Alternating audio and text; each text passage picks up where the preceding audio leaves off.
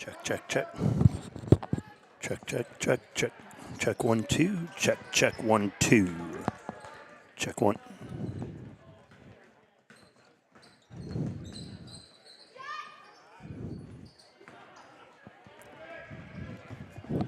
Check, check, check. Check, check, check, check. Check 1, 2. Check.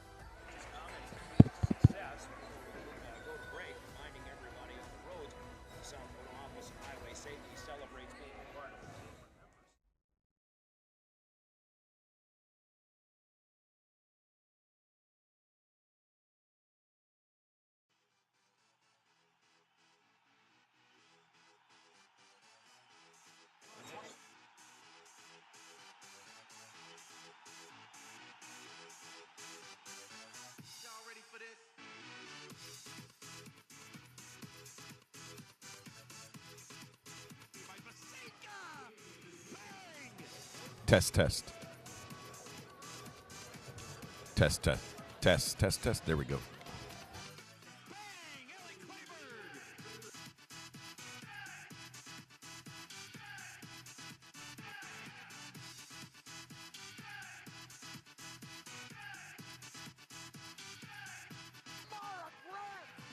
Thing and then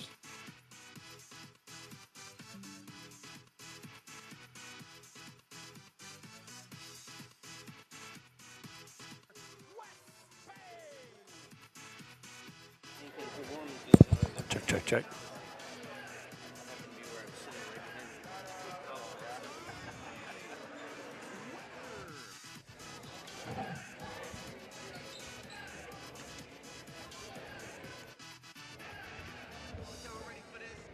I got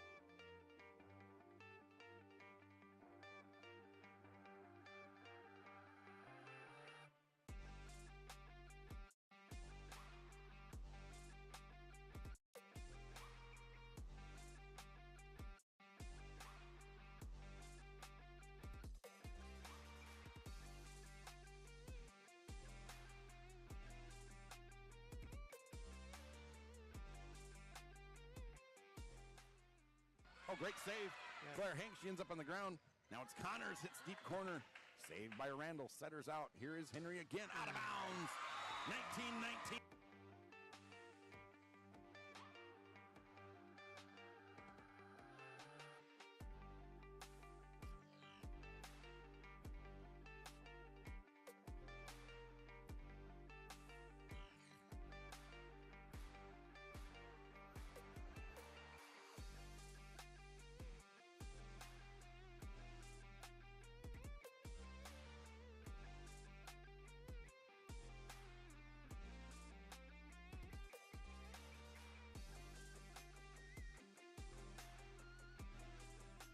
(18-7). Gwen Campbell looked a little shaken up, but into the net goes.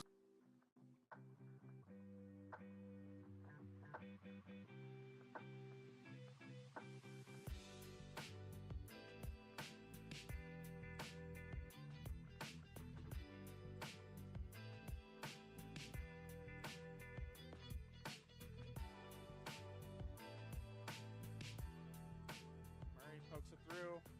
Leakander. Shot on goal, and it's good.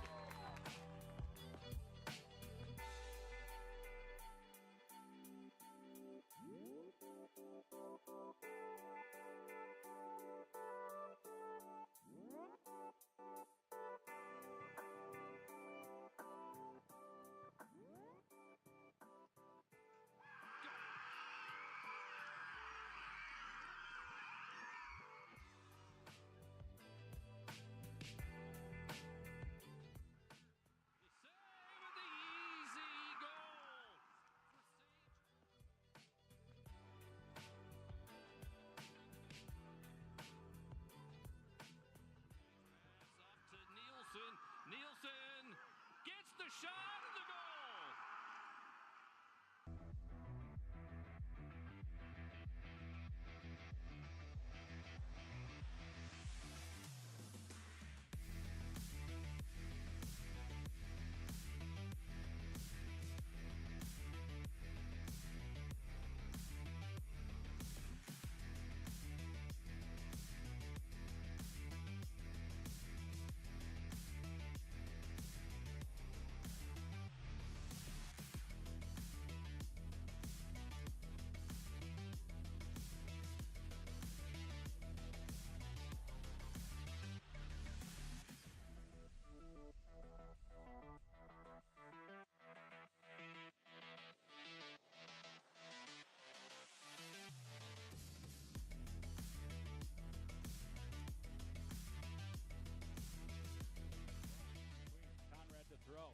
Down the middle, it's a jump ball. It's caught by DeYoung. He just steps over a defender. Now he's going to take off. He's got pressure coming from...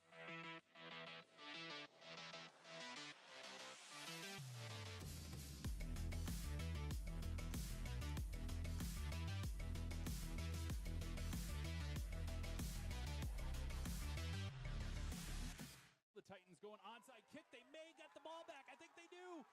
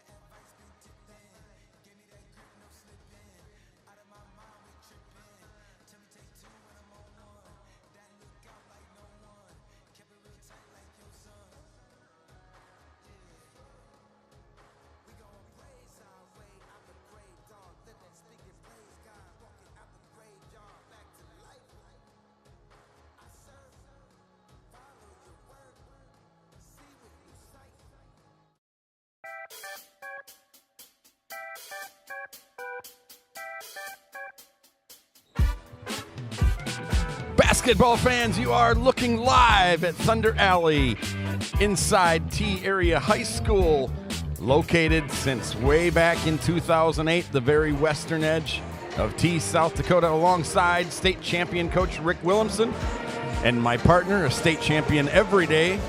I am Shad Hockey. We welcome you to Saturday afternoon girls basketball action. The boys are in the third 35-22 period at Sioux Falls Jefferson. Yep. And we will get you an update on that as soon as we can. Today, the hometown T Area Titans welcome in the Pierre Governors. The hometown Titans welcome in the Pierre Governors.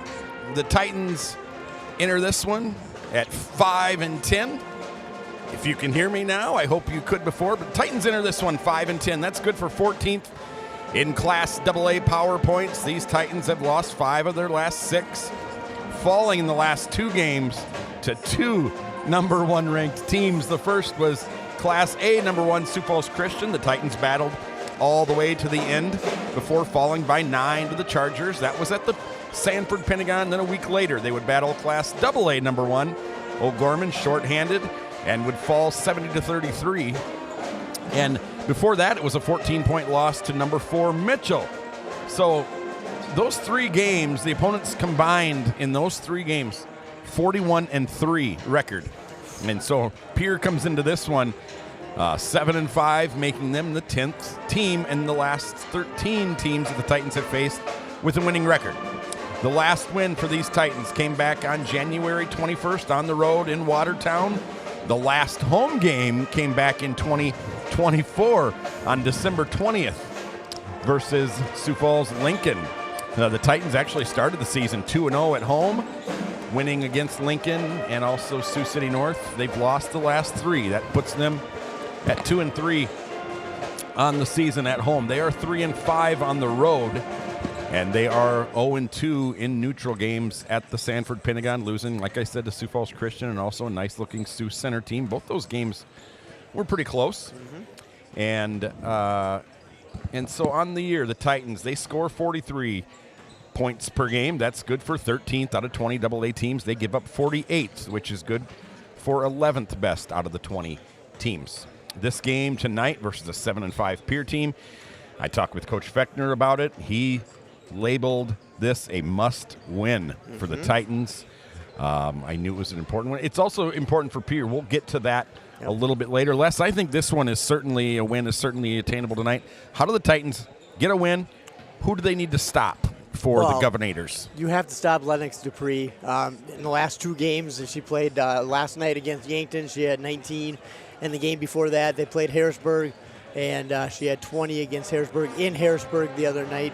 So she goes, or the Governors go as she goes. Right, 18 points a night for Dupree. We'll get into that. Also, a Chester transfer, 1,000-point scorer is number 11, Emily Larson.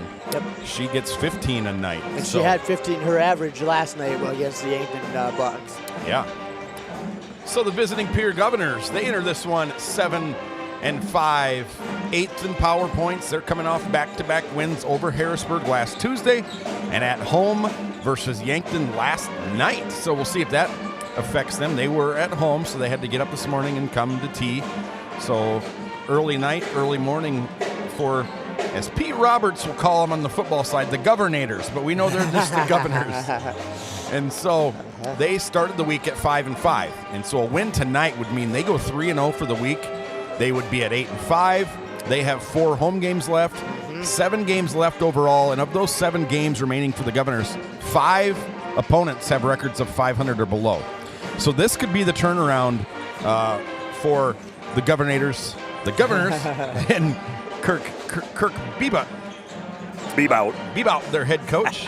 Rick Williamson knows a little bit about him as they threw the tassels up in the air at graduation together at Clear Lake High School. No, he's a lot younger than me. Oh, he's a lot younger. No, I was student teaching when he was a senior, so I was on the basketball staff when he was a senior in high school. And I also was a Little League baseball coach of his back in the day. This just goes to show that Les Les I didn't know Schroeder, what he gives us a rule. lot of good information. Wow, Not all of it is throwing- accurate. Throwing me under the bus. He's got a Super Wow. Bowl party to think about. Wow. Holy cow. So the Governors can turn it around, start to turn it around here. They were in the state championship 2 years ago. They were in state last year. That marked about a 9-year drought for them. It's all signs are pointing to if they can get some more wins, if they win tonight, go to 8-5, they're going to be looking at maybe a 12, 13 win season. That's going to get them a top 5 seed and just makes the Sodex 16 easier. And so it's a big night for them too, and a big game for them. For implications down the road, the Governors offense, they score 54 a night. That's good for 6th best. They're a pretty good scoring team, unless you said that their coach told you, or no, Rick, you said that Coach Bebout said they need to score. They give up one more than the Titans. They give up 49 a night, which is right behind the Titans, tied with 3 other teams for 12th out of 20 AA teams. And so this is, gentlemen, I believe the first meeting ever between the Pierre Governors and Tyria Titans on the hardwood. Football has met 4 or 5 times already. So Was this year the boys' first time playing Pierre also? I believe when so. they went out there? Yep. Yeah. You know, we went to AA officially this year.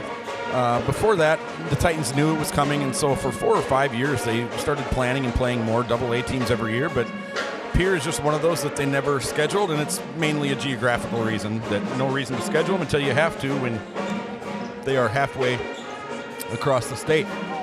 So the Pierre Governor is coached by Scott Bebout, 6th year at Pierre. He spent 7 years as a Hamlin boys basketball coach.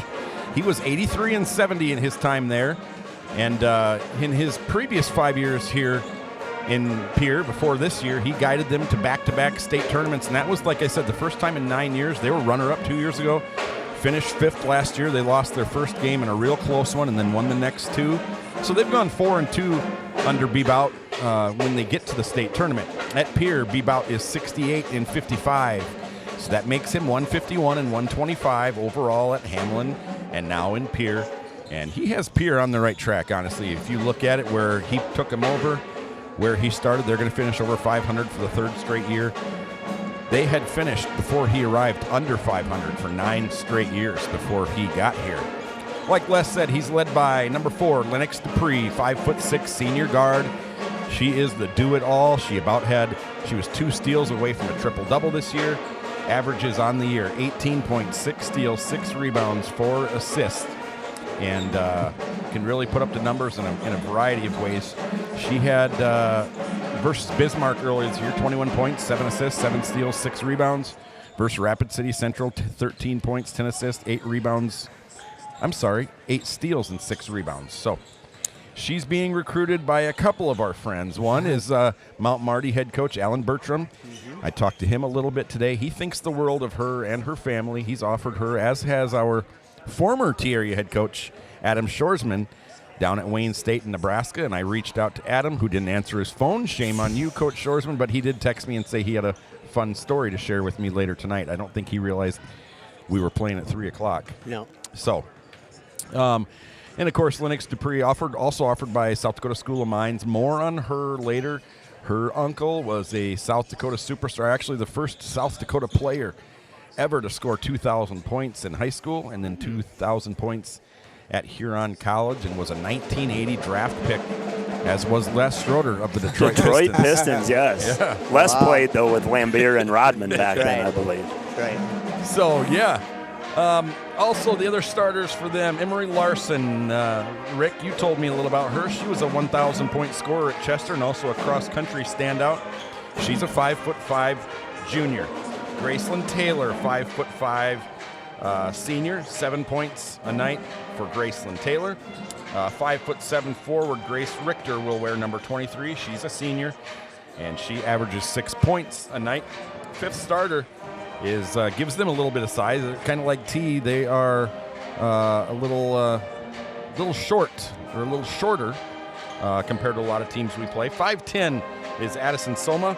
Wears number 24, 2 points. She's their leading rebounder. 5 rebounds a night. She played really well last night. Okay, off the bench. How deep does the Governors go? They go about 2 to 3 deep. They play Jost off the bench and let's see, Molly Olsen, number 5. So they play a couple off the bench. for the Governors. Okay, we're going to check on your accuracy. Yeah, here hey, tonight. Right. T-area coaching staff wearing their Saturday blacks They today. told me, the coaches Look told at that. me it was Johnny Cash Saturday. Oh, yeah, I like that. I like it. And Coach Sorum, as you can see, he's got the cowboy boots on. The FFA advisor here for T-area. Well, under 5 minutes until we turn it over to public address announcer, Mr. Scott Bindi. We'll have the T-area middle school band, which you're hearing now. They're going to play the national anthem for us. Mr. Bindi will introduce the starters for both teams. We'll rejoin you at tip-off. But we must first tell you about the T-area Titans, the home team tonight, coached by Taylor Fechner, the T-area graduate, who is the first graduate to coach a varsity team, and we just hired a second. More on that as the game goes on. Talked with her this morning. You're going to reveal that? Wow. And Coach Fechner took over after 6 years at Canton, and he really had the Seahawks looking good and did a lot of good things for a non-traditional basketball school over there, a wrestling school. It's tough to build a basketball program in Canton. He was doing it. He wanted to come back home, and he did. First year here, he's 54 and 66 overall in his coaching career. Son of former two-time state champion Chris Fechner. And we are happy he is home, and it's just been a fun year with him and the coaching staff. I asked him about Ellie Clayberg. She went down 2 games ago early in the O'Gorman game, didn't come back. She didn't play against Sioux Falls Christian, the team's leading scorer. Sorry, the other way around. She got hurt against Christian. And She got hurt against Christian and didn't play against O'Gorman. Okay. He said she's going to give it a shot. So Okay. as we see her warming up, top of the key, looks like she's moving all right. Ellie gets 13 points a night. That leads these Titans shooting 74% from the free throw line, 32% from the perimeter, which also leads the team. Their point guard is number 3, J.C. Babb, 5'3" junior guard. She's going to, Coach Fechner told me, she's going to be guarding Dupree to start the game, and he said we just trust her to do the things that she's been doing all year for us. She's going to try to do fold and eye as much as she can on senior Lennox Dupree. Number 12, Kaya Haynes, 4 points a night for the 5'4" guard. She is a 3-point shooter. She'll take it if she's open. And first-year starter, Kaya Haynes. Number 13, Reese Hammerquist. She is a 5'7" senior. She does all the dirty work down low, doesn't need a lot of shots. We've seen her getting more aggressive on the offensive end as the season goes on. We noticed warming up in West Central, she can really make the three-pointers. She doesn't take them, but she's got good form, has good rotation on the ball when she shoots it, and she is as tough as they get down low. She plays bigger than that 5'7" frame, does Reese Hammerquist. And then Anna Bindi, the second leading scorer on the team, 10 points a night for Bindi, 5'7" junior guard. She's capable of scoring in a variety of ways from behind the line. She has a pull-up. She'll drive to the basket. Player that last year against Sioux Falls Jefferson, she had 5 steals and very limited minutes off the bench, so she's a very active player. Titans will bring off the bench a freshman, number 20, Emma Lindgren, 6 points a night, leads the team with 2.5 steals on the season. Very aggressive player. Also senior, number 25, Sienna Mork, gets 2 points a night. Comes in kind of at that the inside position. Will spell Hammerquist. You'll see both of those two off the bench right away.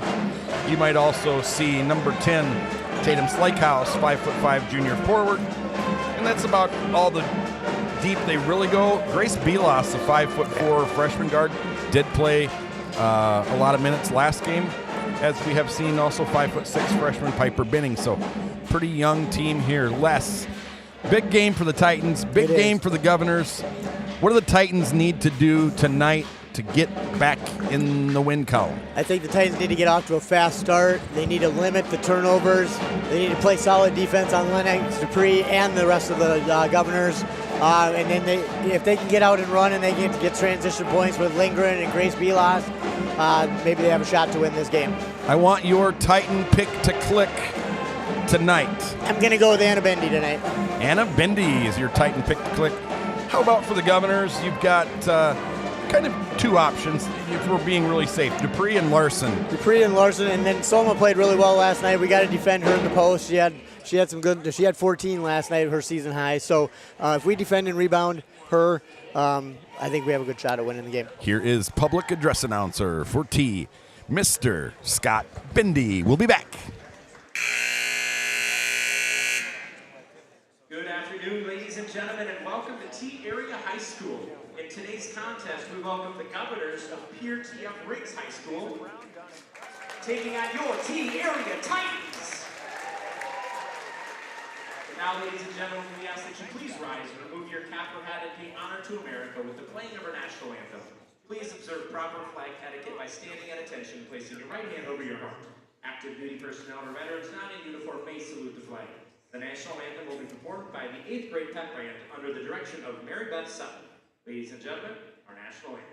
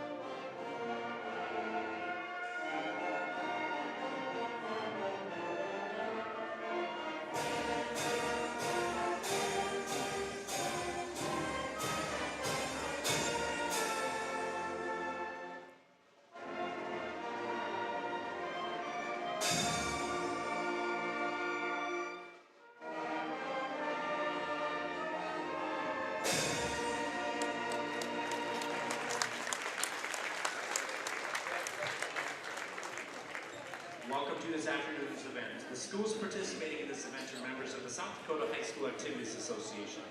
They adopted the rules under which this game is conducted. The strong commitment to excellence, fair play, and sportsmanship are all vital to this event's success. Fans, today's athletic event is not about winning at all costs, disrespecting others, or criticizing the athletes, coaches, and officials. It's about learning and growing, developing character, and competing with class. So please keep it positive and bench that bad behavior. To support a positive and safe atmosphere for Titan Pride, and according to conference rules, we ask that students of all ages remain in the student sections of the bleachers or with their parents. The officials for today's game are David Brown, Donnie Kaiser, and Mike Pooley. These officials are registered by the State of South Dakota High School Activities Association. These individuals have worked hard to learn the rules and administer them at this event. We request that you respect their honest efforts to officiate this contest. And announcing first the cheerleaders for your T Area Titans. First, Carly Corner, Chloe Edmond, Shelby Edwards, Nicole Feckner, and Summer Honky. Titans are coached by Coach Katie Peterson. And now the starting lineups for your Pierre Governors. At guard number 4, the 5'6" senior, Lennox Dupree. Another guard, 5'5" senior, number 11, Emery Larson. A guard, 5'5" senior, number 20, Graceland Taylor. At a forward, 5'7" senior, number 23, Grace Richter. And a center, 5'10", senior, number 24, Addison Soma. The Governors, assisted by Terry Beckner, Priest, Blanchett, Jeff Schleckaway, head coach Kirk Biedock. And now, starting lineups for your T Area Titans. Starting at guard, 5'3", junior, number 3, JC Mack. Another guard, 5'7", junior, number 5, Anna Bindi. Guard 5'6", junior, number 11, Ellie Claiborne. And a senior guard, 5'4", number 12, Kaya Haynes. And a senior, 5'7", forward, number 13, Reese Hammerquist. Your Titans are assisted by Wade Sorum, Stephen Walder, head coach Taylor Fechner. There are your starters for the Pierre Governors: Dupree, Larson, Taylor, Richter, and Soma. And for the Titans, Babb, Bindi, Clayberg, Haynes, and Hammerquist. And so it's going to be Soma against Hammerquist. To start it off, Les has picked the click. That's right.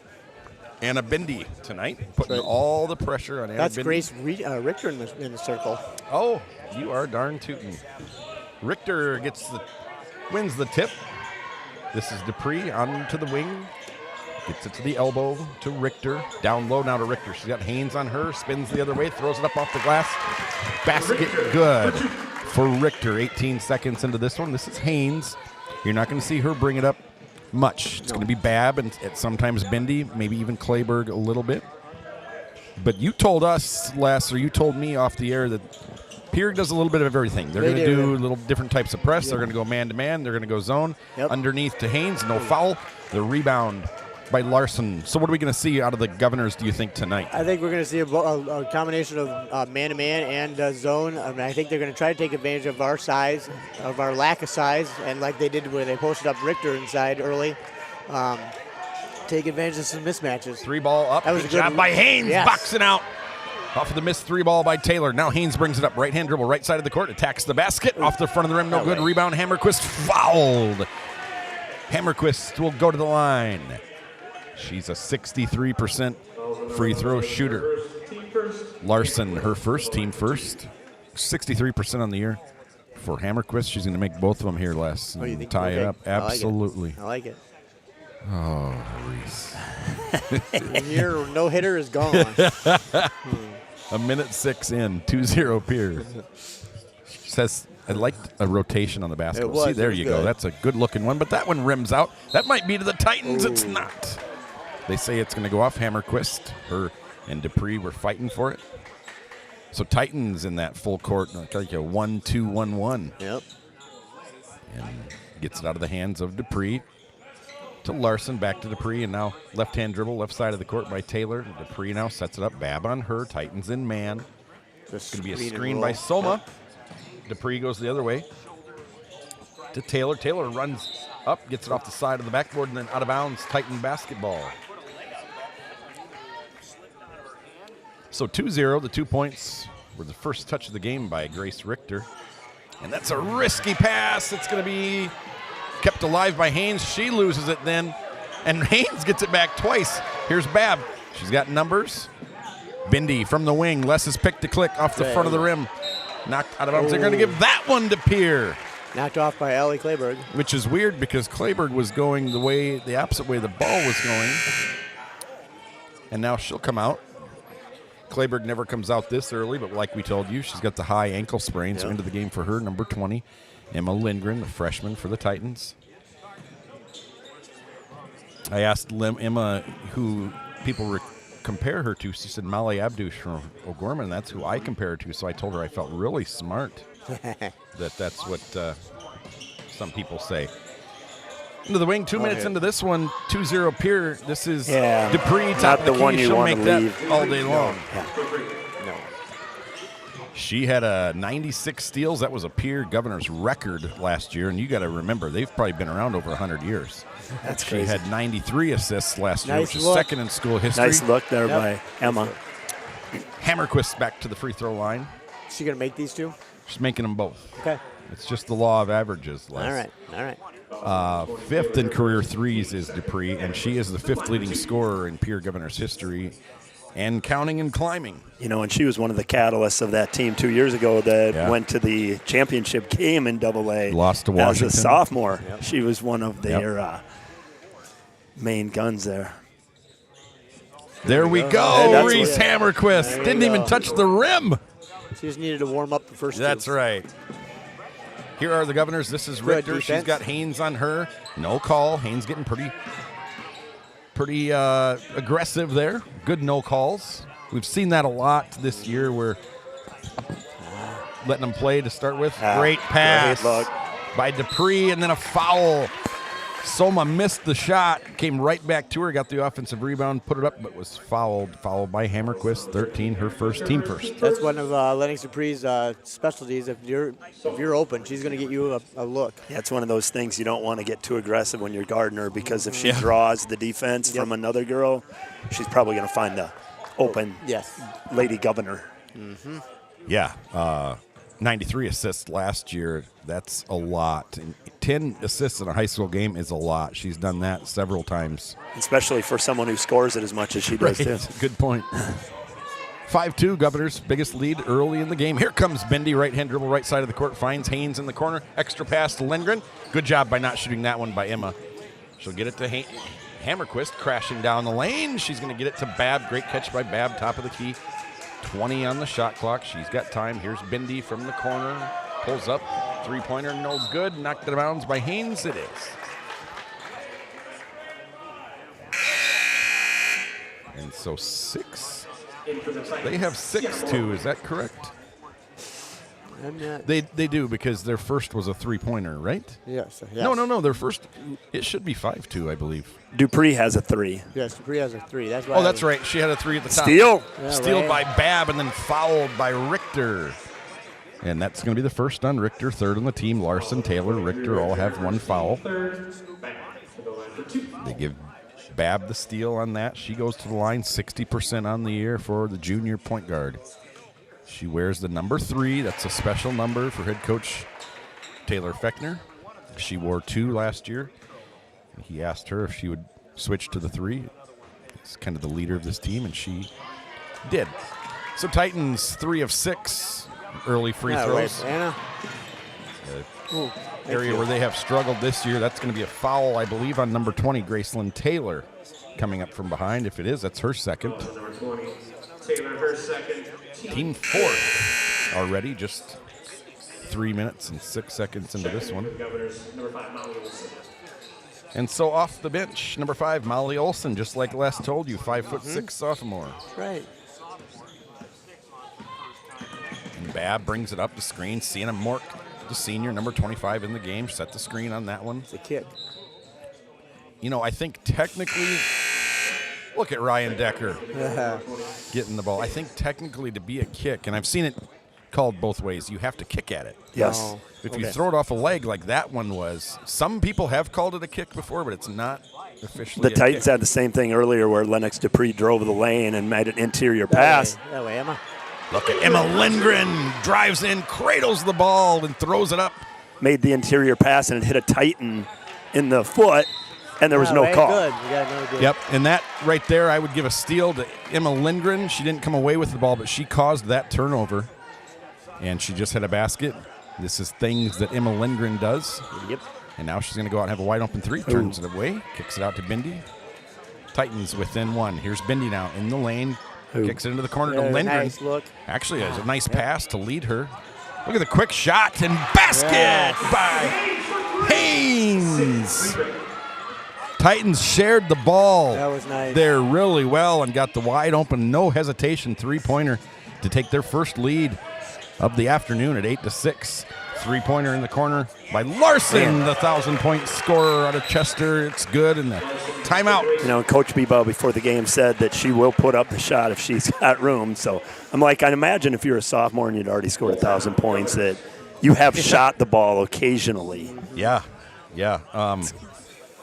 Absolutely. You could tell there. Halftime, we're going to be joined by head cross-country coach Ryan Decker, and a teacher here in T.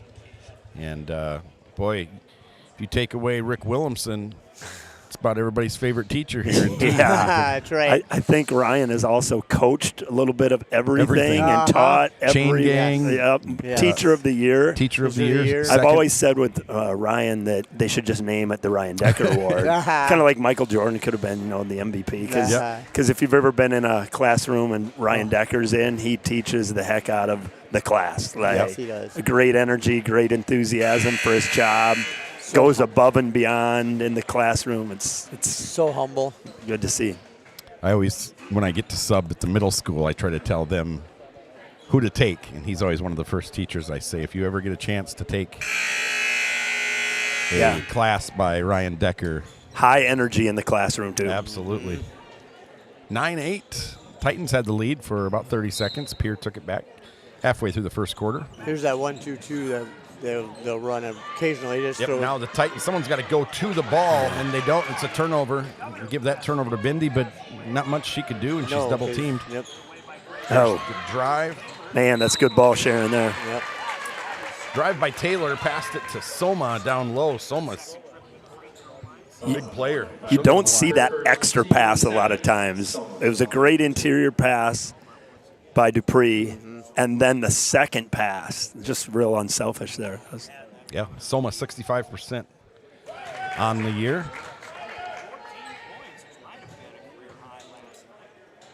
So she'll get one more. The lead is 2, 3:41 to play. Soma has been 2 points, 2 rebounds. She is 3 of 4 from the line. I believe she had a big game last night against Yankton. Yep, she had 14. 14, yeah. Just the pass. You don't see Lindgren make very well, and that's 3 points off of 2 Titans turnovers. And that's, oh boy, I thought that was going to be another one. It is pressure put on. Reminds you of a O'Gorman team that the Titans played last game. Just relentless pressure. And so they're going to call that a foul, and I think I know why. I think it's, she might have tied her up. It might have been not a foul, but I think referees are kind of trying to get control of this game and going, if we're going to do this and chase and grab all game, it's going to be a long afternoon. So. And you see that, especially if both teams are pressing, it gets kind of sloppy. Yep. And you just don't want it to stay that way for a long period of time. If you're a fan, if you're a ref, if you're a coach, you kind of want it to get it reined in a little bit. Jasmine Jost, 5'3" junior, into the game. Olsen also back into the game. Haynes makes 1 of 2. She's got 4. Dupree's got 5 that leads Pierre. And now here is Dupree. She's got Bab on her. She tries to get the screen from Soma. Bab goes around it. Soma might have got away with a travel, but the Titans might have got away with a foul there. Jump ball. That's going to go to the Titans. Needed that. One of those areas where you just can't, maybe you just can't call everything and let them play a little bit and let them figure it out. And Mork goes to the bench. Hammerquist, Bab, Bindi, and Haynes into the game. Remember, Clayburgh came out pretty early, hasn't gone back in. We'll keep an eye on that. The Titans' leading scorer. She, like we told you, Coach Fechner said she was going to give it a go. Here's Haynes now, top of the key. She'll get it out to Lindgren. Lindgren dribbles around the right side, gets it to Bab. Bab driving, gets into the lane, blocked by Soma. Rebound by Dupree, and here she comes up the court. And good job by Haynes just to get in there and disrupt the pass. It goes out of bounds. Pierre Governor's basketball, 2:32. And those are the little things Kaya does for you. You know what I mean? She hasn't played a ton of basketball in her life in high school, but she hustles on everything. She just doesn't take for granted, oh, okay, I'm just going to let her catch it. Yeah. So it's fun to see that effort. Yeah, plays hard. We look back to the West Central game where the Titans needed a win, and she took over in the final 2 minutes, and that was good shot. And when she let that go, it had such high arc. Yeah. It just looked good. Molly Olsen, and after the 2 turnovers where they got 3 points, and now the 3-pointer, it's now 16-9. That's the largest lead of the night. Emma Lindgren's going to go to the free throw line. I don't know if she knows it yet, but now she does. Molly Olsen had 11 last night against the Yankton Gazelles. So she's coming off again. Off the bench, and boy, you'd love that. Yeah. Scoring off the bench, 67% was free throw line for the freshman Emma Lindgren. She tries to add to that. Gets the Titans into double digits. She makes the first one. You know, and Emma would be well-versed by paying attention to Lennox Dupree in this kind of a game, especially if she's not out there, just to kind of see what the future could look like a little bit, too, with those kind of the handles she has of the ball. And that's a good point. She's kind of a playmaker like that already. So, yeah, you look at Dupree, you know, the schools recruiting her and offering her, you know, it's not a big D1 or anything like that, and that's just the size thing, and it's unfortunate. But, you know, if she's 4 inches taller, she's probably playing with Katie Vasika at SDSU or USD or something, but It's how we saw it in the boys' game against West Central. Connor Mebius, who's a phenomenal sophomore guard, Man. and had, I think, 27. But Yeah, he was dynamite. The height is going to hurt him, and he's probably a guy that if he's 6'2", he's going high-end D1. But right, D1 is just a long person's game. You know what I mean? It is. Hey, we got good news on the boys, though. What do we got, Les? They went over to Sioux Falls Jefferson today and picked up the victory, 60-48. Much needed win right there. That's moved good. To 8 and 7. 60-48, you said? 60-48. We'll get some stats here in a little bit.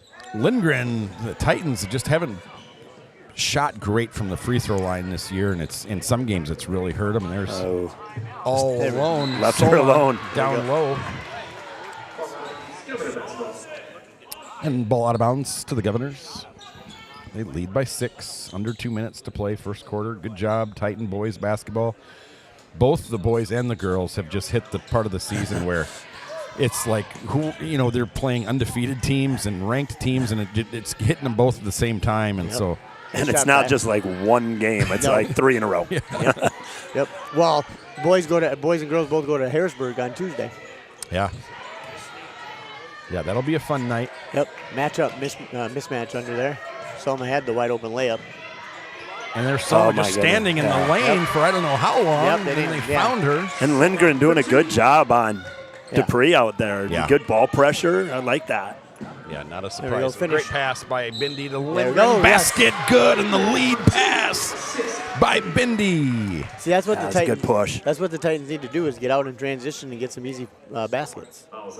Yep, 4 for Lindgren. So You don't really see the transition like that after a make. No. Yeah. Usually it's off of a miss, a long rebound, and we go. So, and against a press, that's what you want. You want to get that ball and get it going. Exactly. You don't want to stand around making short little 2-foot passes.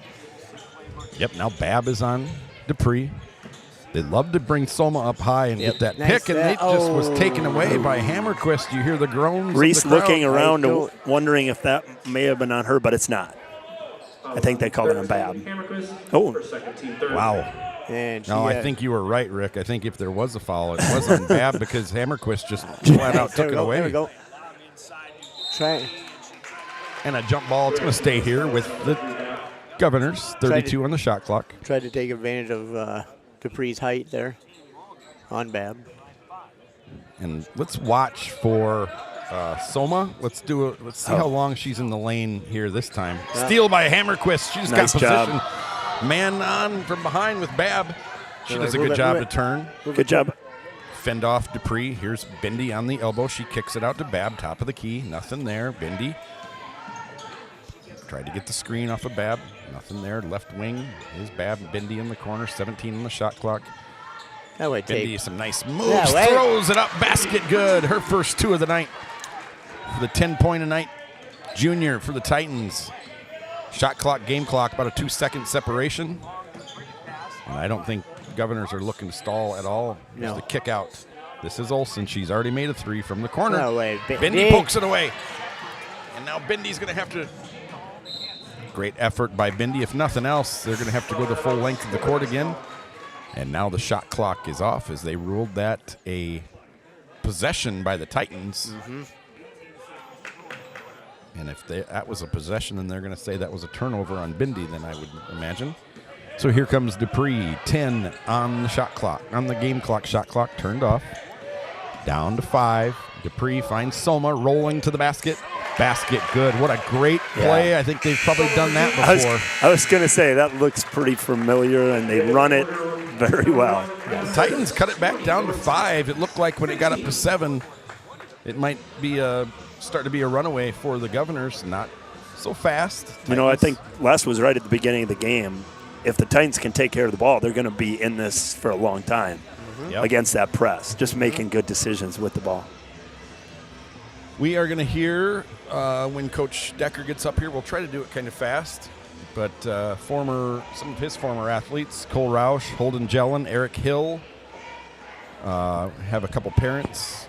Megan Ganschow from Indiana had a night shift last night. She's getting Came married. home and slept and then woke up and was gracious enough to answer some of my questions and give me a statement.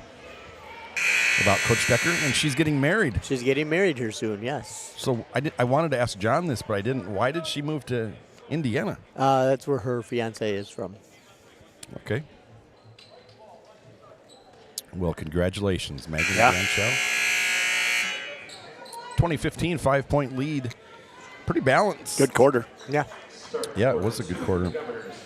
Individually, 5 for Dupree, 3 for Olson, 3 for Larson, 2 for Richter for the Titans, 4 for Haynes.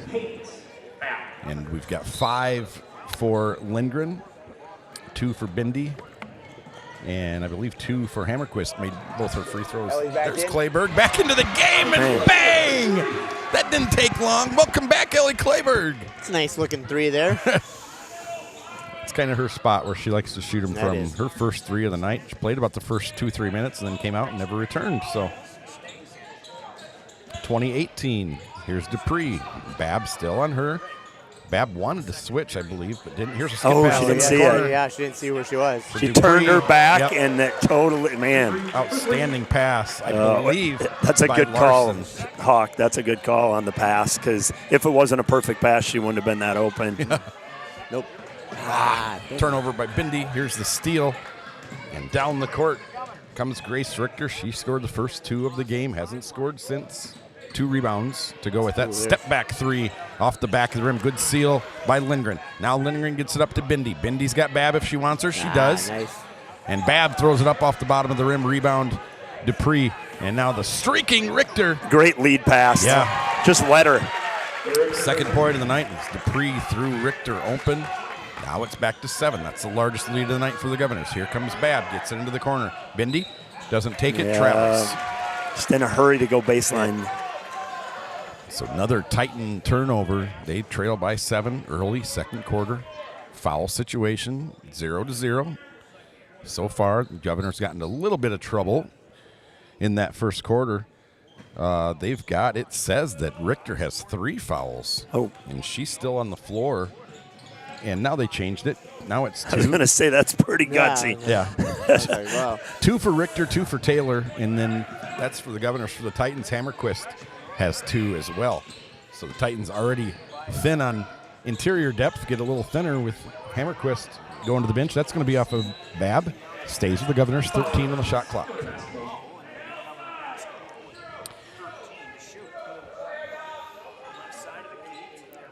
Inbounding the ball. This is number 20, Taylor, Graceland Taylor, now driving by Dupree. Pulls up at the elbow, off the front of the rim. Rebound. Rebound for the Titans was Haynes, and now she will throw it right to Larson. Larson goes down the floor. Here's Richter. Richter, they're going to call Haynes for the foul. Looked like Richter initiated that, but maybe not. It's her first, team first. Sienna Mork back into the game for the Titans, and into the game for the first time. Number 1, Grace Belas, 5'4" freshman, as we said. She had some extended minutes against O'Gorman, probably mainly because Clayberg was out. Yep. But Nice job, and Grace. comes in and almost Oh, gets that's a steal. unfortunate. Yep. That way, Emma. Strong rebound by Lindgren. They're going to call a jump, and it stays with the Governors. That time the Titans got Dupree up in the air with really no going. She wanted to make that pass and just had to force it, and they kind of got away with it. Yeah. Getting possession. Oh, yeah. Richter. Too much. And they're going to call that on Bindi, and that's kind of a do you want me to disappear? I mean, He wasn't going to call that. I didn't think he did. He didn't. He waited around, and I mean, she's almost going to pick up another one right there. Yeah, She's lucky she Oh, didn't. another offensive rebound. Soma. Oh. Is it going to cost the Titans? It doesn't. Oh, good job, Sienna. Sienna Mort gets the rebound. She's going to take it up the court. Finds Belas. Here comes Belas. Left-hand dribble, left side of the court. Gets to the middle. She's got Mort if she wants her. She does. Great kick out to Lindgren. Just Ball away, floating. 3. Just floating to the left a little Exactly. bit. Emma wasn't set. Yeah. Wasn't set. Nope. But I like her selection of that, taking that shot on the kick out from Mort. Little nice find by Mort, too. Yeah. No, we all saw it. She was floating to her left. Soma back into the game. Bad news for the Titans. They have Soma out there. Larson. That's his Dupree. She's got Taylor to her right. So Dupree brings it up. Soma is going to pick out there, and then there's a nice poke away by Bilas. Give Bilas the steal there. Yep. Here is Bindi to Lindgren. Bindi open for a three. Nope. Now she's going to kick it. Resets it to Babb, 25 on the shot clock. Here's Bindi now on the elbow. I think Bindi realized how open she actually was. I was just going to say, if she turns around, she's wide open for an elbow shot. Yep. Bindi no good. Rebound for the Governors was by Taylor. Now here comes Dupree, left-hand dribble, left side of the court. She'll hand it off to Taylor. And there's a back screen. Yep, we're trying to post up Dupree on the bottom. Wild pass out of bounds. The pass made by Richter. A little high into the corner. This refereeing crew, our friend Tom Tosh tells me, I don't recognize any of them. He says they're all out of Mitchell. Okay. So, all right. We'll listen to Tom. Tommy knows. He knows a lot about the refs. He's always curious, as am I, when he gets here to see who's. Here's Hammerquist at the front. There we go. That's a good-looking take. Off the front of the rim, the shot by Lindgren. Good crash by Bindi to contest that rebound. Big force to rebound by Soma. She throws it out of bounds. Still 7-point lead, largest of the night. Ties the largest of the night. Ryan Decker sits mid-court, completely directly at mid-court. That's right. Stoic. Sitting next to his wife and his daughter. Here's Hammerquist on the elbow, kicks it out to Bilas. She finds Babb, now into the corner. Bindi's going to drive, wrap around pass to Hammerquist. Just put it on the ground and got taken away. Yeah, we've talked about it before when you put that ball on the floor in the middle of the lane. Yep, that's got to go up. Yeah, good things don't happen very often on that one. All right. It's too many hands. Yeah. Tatum is in the game. Tatum Slykehouse checks in for the Titans, 5'6" junior, had 12 points in the season opener. Bindi will go to the bench, trailing by 7:15 on the shot clock. If it's a jump ball and the team that has the ball gets it, the shot clock doesn't reset unless it's under 15. Slykehouse pulls the trigger right away. Gotcha. 6 seconds into her time on the court. No good. Rebound Governors. Here's Dupree, always looking up. This is Richter. Richter jump stop off the front of the rim. Rebound Soma again. Great no call. Emma Lindgren. She's going to bring it up. Eyes looking. She's got Bilas if she wants her. Hit that. Finds Babb in the corner. Needs this Short. one. Good. Oh, good. Babb with the three after the dish by Lindgren. Nice look. The Titans within 4. Nice look there by Lindgren. Drawing the defender and kicking it out to Babb when she was open. Yeah. Lindgren's one of the quicker players we've seen with the ball. Her speed with the ball is really good. Babb again. Babb, give her the steal for that one. And Lindgren hits the floor, finds Babb. Here comes Babb. Oh, nice step through. J.C. Babb and then uses her left hand. It's been the J.C. Babb show the last couple. Wow. Great step through. Gets the Titans within 3 minutes until halftime. All right, D it up again. Here's some that pick and roll. Dupree. Babb's done a good job on her. Dupree still has a quiet 8. Yep. Halfway to her average. You know, and she has 4 assists, and they've missed two layups. Get out. They've missed 2 layups that she set up. Yeah. So she could be a... I'm going to say Larson was on the line. Titans basketball. Haynes back into the game. Slykehouse goes to the bench. That was good. Bindi back in. That was good minutes. Yeah, I think JC's doing a great job guarding her, though. Yes. Like making everything difficult. 8 for Dupree, 7 for Soma as she goes to the bench. 4 for Richter for the Titans, 6 for Babb, 5 for Lindgren, 4 for Haynes, 3 for... Let's get one here. Kleber. Somebody's open. And Bilas getting pushed around. They call the foul. That's the first on the Governors with 2:36 until halftime. Titans have 3. Governors have 1. Second on Larson. Second on Larson. There's 2 on Larson, 2 on Taylor, 2 on Richter. Titans have just 2 on Hammerquist. Need to take advantage of that. Here's Bilas. She looks pretty comfortable out there for someone who hasn't played a lot of varsity minutes.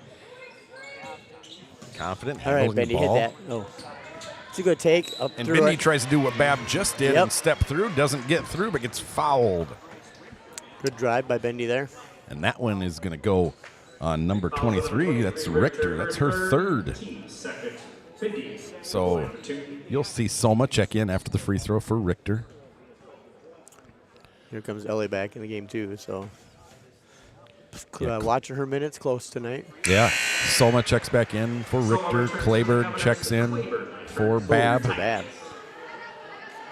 So we do see Bilas getting more minutes. She'll be the lead guard now with Babb going to the bench. Yep. Titans on a 6-0 run. Was it 25-18 at one time? You're right. Yeah, this is Bindi. She's 57%. 7-point run, 7-0. There we go. Mike picked a click. Builds Good job. that. Ties it up. Makes 2 baskets. And how about this 7-0 run? Titans tied the basketball game at 25. Good. Way to get a hand on it. See if they play with a little bit more energy here now that they've tied it up. Mark Peterson in the house for the first time this year doing stats. And he told Mr. Bilas. Told Coach Fechner that he likes his sideline decorum. Can we use that word? How he handles himself on the sideline. Get out of there. Get out of there. Quick 3 up in the air by Larson, and then she gets her own rebound and then throws it away to Bindi. Bindi finds Clayberg. Here comes Clayberg. She's got Haynes. Finds her. Nothing there. Haynes wanted it. Kicks it back out. Smart decision. Clayberg now Bilas. Bindi in the corner. Here comes Bindi. Throws up a little shot off the front of the rim. Would have gave Titans their second lead of the night. 25-25, 140. Until Ryan Decker time. The middle schoolers going to perform at halftime. That's right.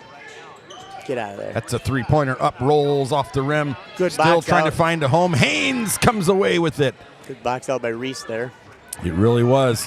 Haynes has got Clayberg on the left wing. Doesn't find her. Bindi now. Got away with it. And Clayberg saves that. Yep, get in Pulls there. up on the 3 off the back of the rim. No good. Dupree had it. Ball ping-ponged around. Dupree.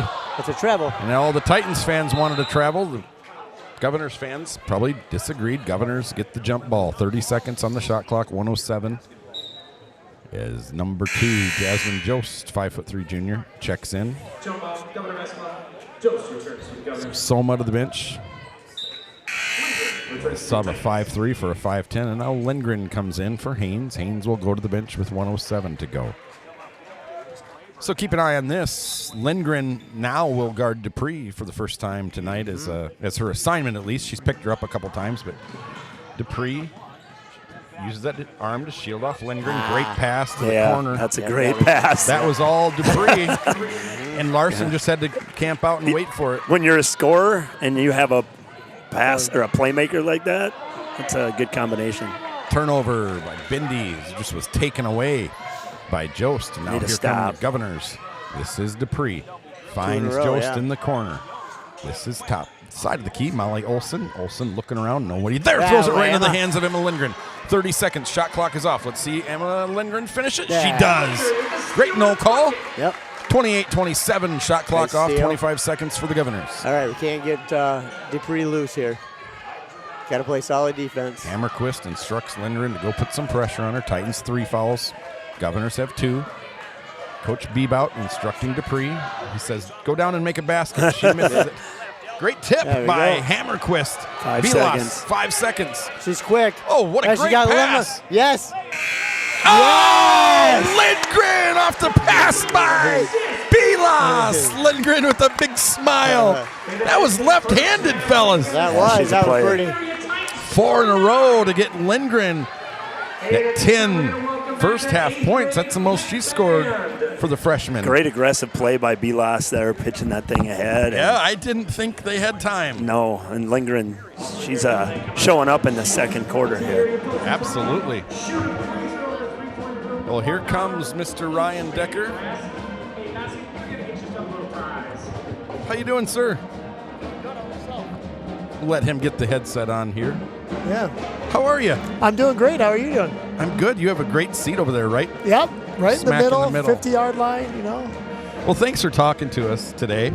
Tell us first, you must have an amazing wife because you do a lot of things, and your kids are getting a little bit older now, but tell us about your family, where your wife works, what Lydia is up to. Yeah, no, it'd be fun. So I have 5 daughters, so that keeps us going a little bit. My wife works for Compassion International, which is a nonprofit organization. So that's really fun for her to be able to work with that. And Lydia's at USD. She's a sophomore majoring in accounting. Thinks maybe she wants to be kind of a financial advisor, so she's looking at some opportunities this summer to try that out. So I just want her to do my taxes. So that's the biggest thing I'm focusing right now. I wanted to ask you really quickly, the big news in T this week, Dr. Jennifer Lowry moving on. What were your thoughts on that when you heard the news? Probably before a lot of people, but... Yeah, well, she's been so great, and he's been a friend of ours, and I got to know her husband Brian. We taught together. He's a cross country coach from Aberdeen Central before they came here, so leaned on him for a lot of advice and helping to build the program, and so just the two of them. But she's done such a great job at the school, sets a great vision of leadership, and so obviously we're sad to see her go, but we're excited for her opportunities, and we're going to just continue to try and make T the best place we can be. You never wanted to be a superintendent? No. I love teaching kids in the classroom, so I kind of got out of that a few years and did some instructional coaching, and which was a good experience for me, but it kind of made me realize, no, I really enjoy being with the kids, so I want to be in the room. I thought so. You did some of that instructional coaching, and you still kept a number of classes, and I felt like I never confirmed it or anything, but I felt like that was maybe the only way they could get you to do the instructional Well, yeah, I wouldn't have done it if I couldn't have taught at all, so it was fun. So I get your daughter first period every day, so that's it's a great way to start the day. I hear, and I'll tell you what, and we're going to talk about this later, but my daughter that suddenly wants to be a teacher, and I think that's probably a lot of your doing. Well, it's been fun. I get to work with her, and she's been part of our Educators Rising group, too. It's been fun to have. Yeah, that's exciting for me. None of my kids have wanted to do that, so I hope she keeps wanting to do that. In the past, you've been a teacher, and like we said, a teacher. I call it a teacher's coach, girls basketball coach, track coach, cross-country coach, driving instructor. You work with Rick on the chain gang. Yep. So tell us what you're up to now. You don't do all of those anymore. Tell us what you're doing now, within the community, within the school. So I like to stay busy. That's what I try to do. So in the fall, I get to coach cross country, and that's a really fun thing. I do boys and girls cross country. And then after that, I take on 8th grade middle school girls basketball, which has been really fun to be a part of. And it's awesome to then see these 8th grade girls playing up here this year. We were working on. They're doing a great job. And then I coach boys track in the fall, and we do driver's ed over the summer. Wow. Advise Ed Rising, which is a student organization for kids who want to become teachers. And so we have our state conference coming up in 2 weeks up in at Dakota State. So we've got about 4 of our kids that are competing in events, and if they do well enough, they can make nationals. We've had a couple in the past that have made nationals. So they're hoping to do well, and we just want to give them opportunities. Is that something you started in T, Educators Rising?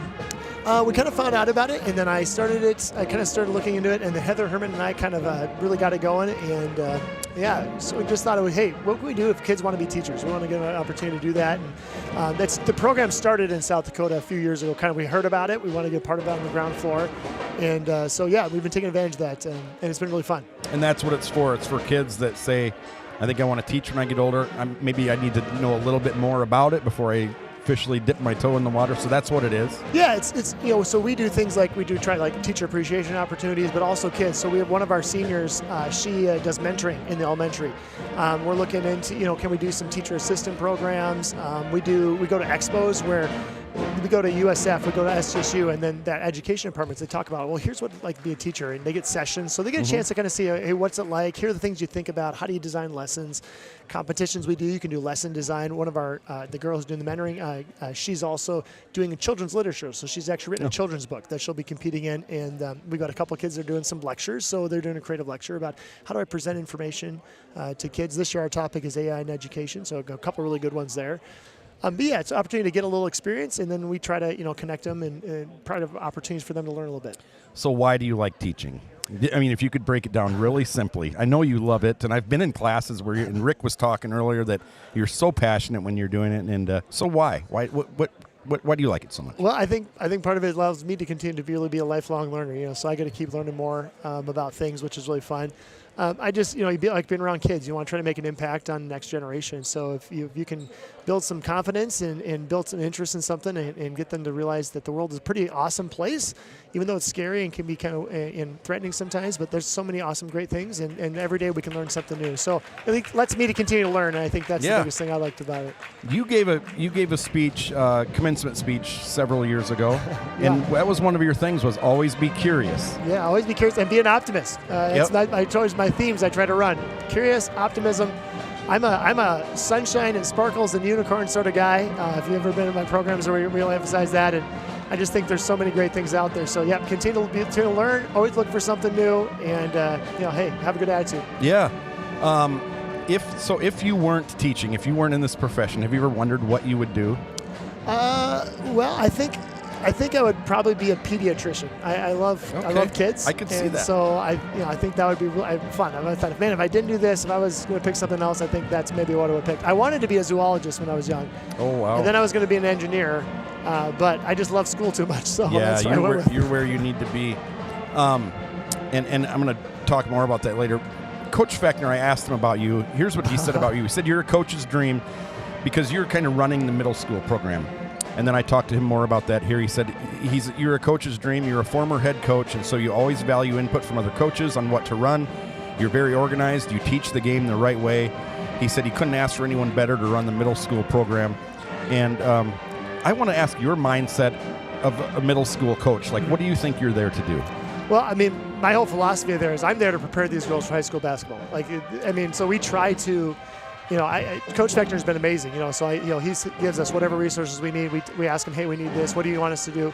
And he's great with that. But it's about getting them ready for this. We want them to come in with the idea of understanding how to work, but we want to instill the fundamentals. So when they get to high school, like our high school coaches, we don't want them to have to worry. We shouldn't have to spend time working on just ball handling, catching, how to body position, how do I set a screen, how do I roll. Those are things we want them to do. So we really try to emphasize that when you come out of this 8th grade middle school program, you're ready to pick up, and they're going to teach you some of the fun, exciting things. Then we try to do some fun stuff. We want them to learn some skills like we do a lot of reverse layups because it's like you got to do that sometimes, and sometimes that's not something kids are going to do on their own. So it's like we got to give them structure to try the things that we do that, and just certain ball handling maneuvers. But it's all about getting ready for Coach Fechner. That's what we're here to do. And I think it's so important, the middle school part, to have them enjoy it and see that there's enjoyment in it, and then start learning. And then so you're great for that. I reached out to some of your former runners to get some comments. Do you know Eric Hill? He lives in Marshall now. Yeah. Is he a dentist? Yes, he is. Here's what Eric Hill said. Eric Hill went on to run D1 USD, right? Yep. And had a very good career. USD. He said, Coach Decker was a game changer in my life, both as an athlete and as a person. His guidance went beyond just coaching in sports. He helped me develop into the person I am today. What truly set him apart was a genuine care for each athlete coached and every student he taught. He took the time to understand our needs and always offered support, whether in athletics, school, or in life. The lessons I learned from Coach Decker about perseverance, teamwork, and humility have stayed with me and continue to shape who I am today.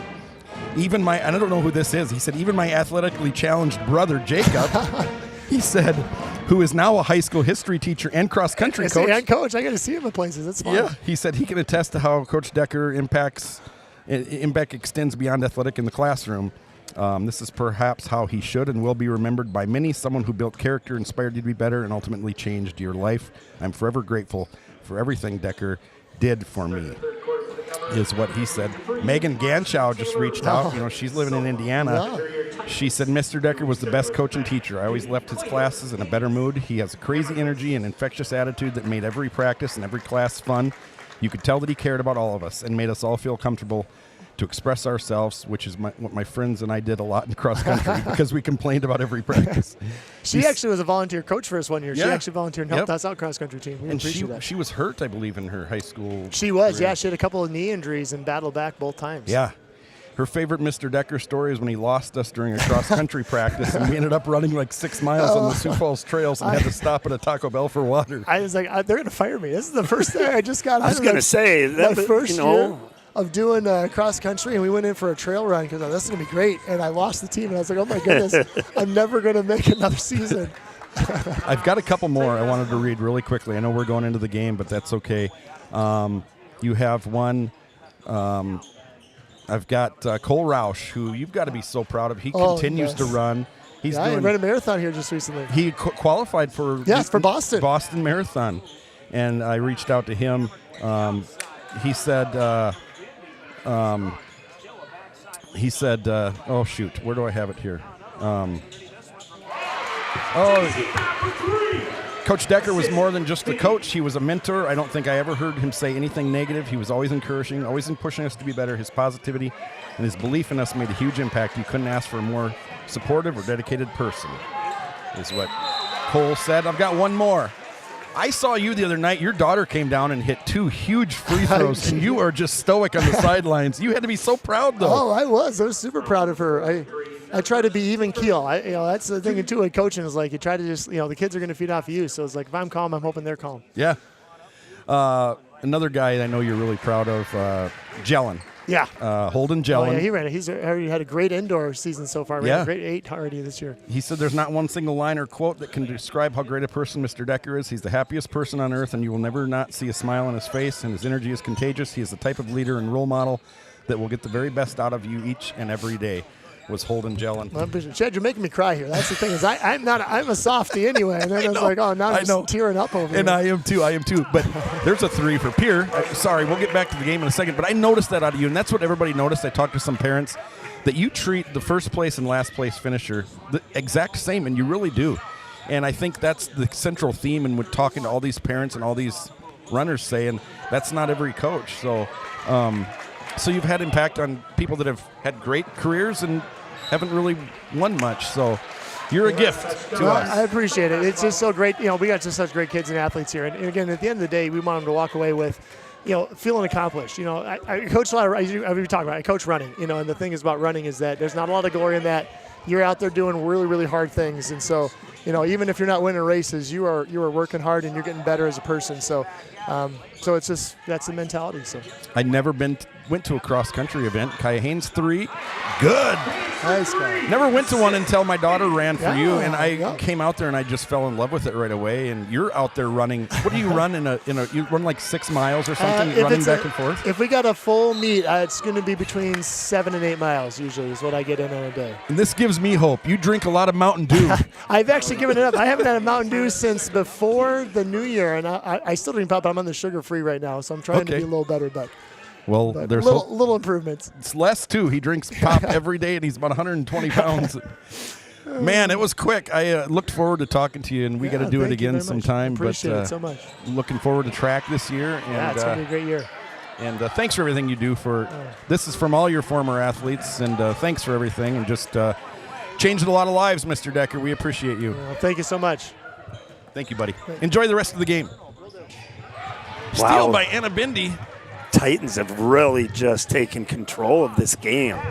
They're on an 18-6 run. Okay. It was 25-18 at one point, and 18-6 right now. And, Pierre just looks a little out of whack while the Titans are just taking care of the ball, making good decisions. Man, guys, I was talking with Coach Decker, and it just went really fast. And I looked up, and it was a minute in. This one was a 29-28 game. It's been 7-3. We've had 2 threes. Kaya Haynes has hit one, and JC banked in one. Wow. Woo! Titans about got it taken away. Now they did. Here comes down the court. This is... can't give Larson a shot.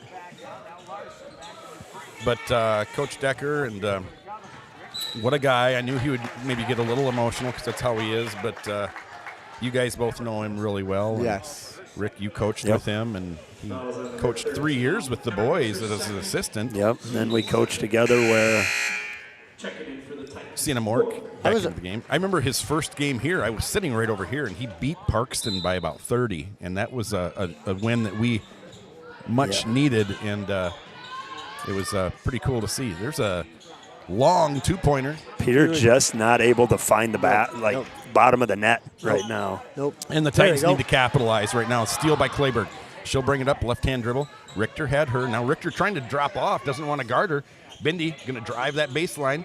Gets it to... Here, hit that. Clayburg top of the left side of the good key. That would have movement been by a the big Titans. 3-pointer. Just good movement right there. They just have a little energy now. That second quarter has just kind of sparked them. Yep. They took care of the ball. They didn't make just the silly turnovers that we've been seeing a little bit. We had 6 turnovers at half, and that's to great. their 11 turnovers. Yeah, they had 11. We only had 6, which is a little surprising. Coach Decker was nice enough to let me be on his staff when he was coaching down here, so that's really nice. That was really nice. No, it was saint. He's a saint. No, I Saint loved Decker. it. I was loving on that. Dupree, no good. Rebound by Haynes and just brings it down. Richter stole it. And now are they going to call? They call it jump, and it stays with the Governors. And so Haynes just kind of brought it down and not thinking anybody was there. Somebody was there and brought the ball below her waist. That's what happened. Halftime, let's run over the box score really quickly. Leading for the Governors, Dupree had 8 points, 5 assists, just 1 steal, and 3 rebounds, 7 points off the bench. No, 7 points for Soma to go with 3 rebounds 3 points off the bench for Molly Olson, 6 points for Emily Larson. That was 2 3-pointers she made. For the Titans, 10 points off the bench, 4 of 6 shooting, Emma Lindgren. And then 6 points for J.C. Babb, 4 apiece for Bindi and Haynes, and 3 for Clayberg, 2 for Hammerquist. And so 6 turnovers for the Titans, 11 for the Governors. Rebounds, Governors dominated that one, 18-8. Titans only had 8 rebounds. 3-pointers, 5 of 9 for the Governors, 3 of 9 for the Titans, and field goals overall, 10 of 24 for the Governors, 9 of 21 for the Titans. First quarter, 20-15 Governors. Second quarter was 14-8 Titans. So ever since leading 20-15, like Rick said, Titans have outscored the Governors 21-11. Taking care of the basketball. Now. Yep. Yeah, so Governors basketball when we get back, 33 seconds on the shot clock, 4.5 on the game clock here in the third quarter. When your opponent isn't scoring well, you want to go down and put the ball in the basket, as we see Ellie Clayberg still out there for the Titans. And so if the Titans are going to play good defense down here, they're going to want to do themselves a favor. And, boy, another cut to the basket, left-handed shot missed by Dupree, and now she'll go to the line for the first time tonight. She's 84% on the year, so offensive rebounds have hurt the Titans this year. 5-6 offensive rebounds now for the Governors. Just 1 for the Titans, according to the stat sheet. So Dupree, 84% on the year, rolls that one in. Gets the Governors within 4. 5 was the largest lead of the night for the Titans. 7 is the largest lead for the Governors. And now Grace Belos, 5'4" freshman, one of Decker's great cross-country runners, I believe second best time in school as of right now. She'll come back in. She's getting comfortable here at the varsity level. She's done some good things in the first half of today's They're coming game. out with a trap. Yeah, this is where the Titans really need to take care of it right here. Nice job, Lindgren. Make good decisions, not rush shots.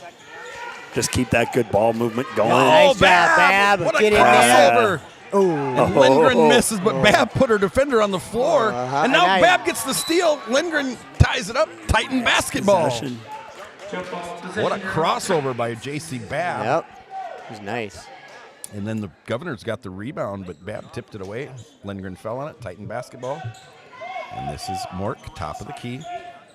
She's going to find Clayberg and almost throws the ball away. Fortunate there. We did. Passes need to be a little more crisp, and that's a tough call on Dupree. She doesn't say anything. That'll be her second foul, team second. Titans have 3 fouls. Clayberg comes off, Mork comes off, Hammerquist back into the game, and Bindi back in as well. Titans up by 3. Hammerquist is going to inbound it. Watch for Bindi or Lindgren. Like I said, there's Belos. Belos zips that pass. That was a kind of a... That'll wait. Take. Ooh. Nice job, Reese. Hammerquist gets the rebound, sets it back up. New shot clock. It's going to be kicked out of bounds by number 20, Graceland Taylor. Les letting the referee up here know which way to call it. I was trying to guide that. Les trying to influence the referee. Yep. Boys get the win early, not a big student section here. I did get stats from Coach Weber. We can talk about that later. Okay. Oh, just got caught. Yep. I don't think she fully traveled. She got rid of the ball. It would have been nice to see that one just play out, but she gets ruled for the traveling. And so now the Governors, trailed by 5 just a little bit ago, they can tie it. Get it to 1. Bindi gets the steal, then tripped up, and now that's going to get called on Richter. And interestingly enough, that's going to be 4 on number 23, Grace Richter, the 5'7". Just letting her go right now. Senior, averaging 6 points a night. See Salma here pretty soon. And so here comes Babb, brings the ball up the court, guarded by Jost. She hands it off to Belos. Belos, she's got... There we go. And that's a kicked ball, they say, by Dupree. And Dupree is saying, I'm sorry, that was by Taylor. And Taylor kind of turned around and said, well, I didn't mean to. What she did, though, Lindgren was open on the wing and was going to shoot the 3. And so at the end of the day, Graceland Taylor, Titans keep the ball, but she could have saved a 3-pointer. So the Titans will inbound at 25 on the shot clock, 3:25 game clock, and there's Bab, and that's not the rule on a high dribble is as long as you have your hand on top of the ball, you can dribble as high as you want. Look at the speed. Yep. That's a travel. There we go. Good.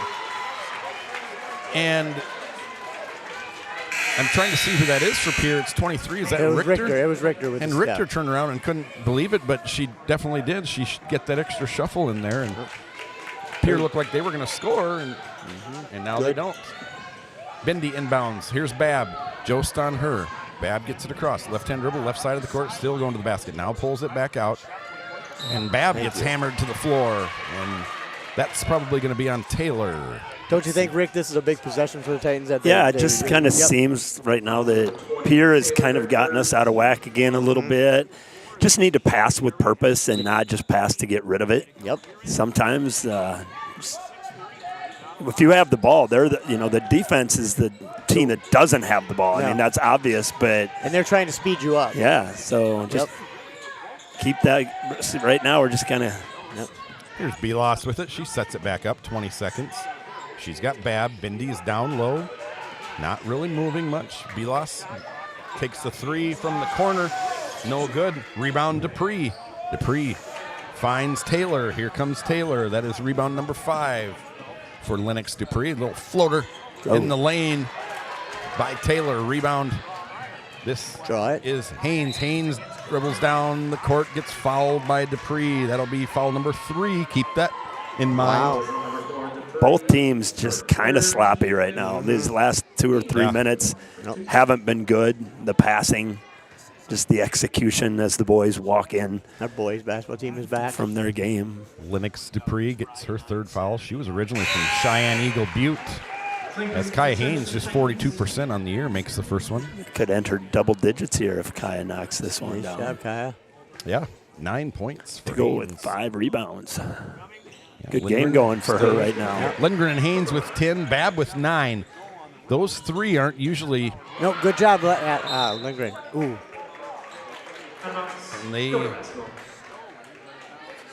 And they say she stepped out of bounds. Okay.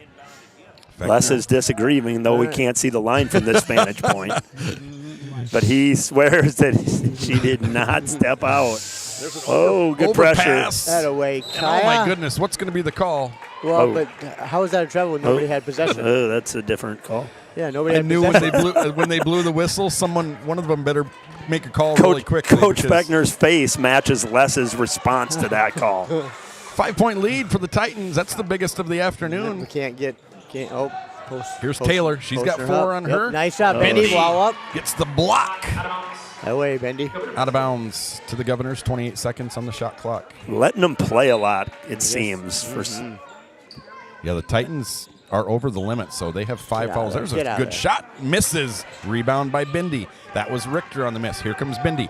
5-point lead. Finds Bab in the corner. Kicks it out to Lindgren. Lindgren takes her time, sets it up. Money! Lindgren! Love how she took that dribble because she had time to. Yes. Because the pass kind of was leading her towards out of bounds to the baseline. Yeah, she had time to set it up. Gathered herself. Yep. Good nice call. Job. And this press is kind of giving Pierre fits. They're not really getting many good looks. Nice. There is a steal down by Lindgren. 13 points. 8-point lead. Here she comes. She's got a decision. Both players. Nope, she tries to pass it to Bab. Jump ball. It's going to go to Pierre.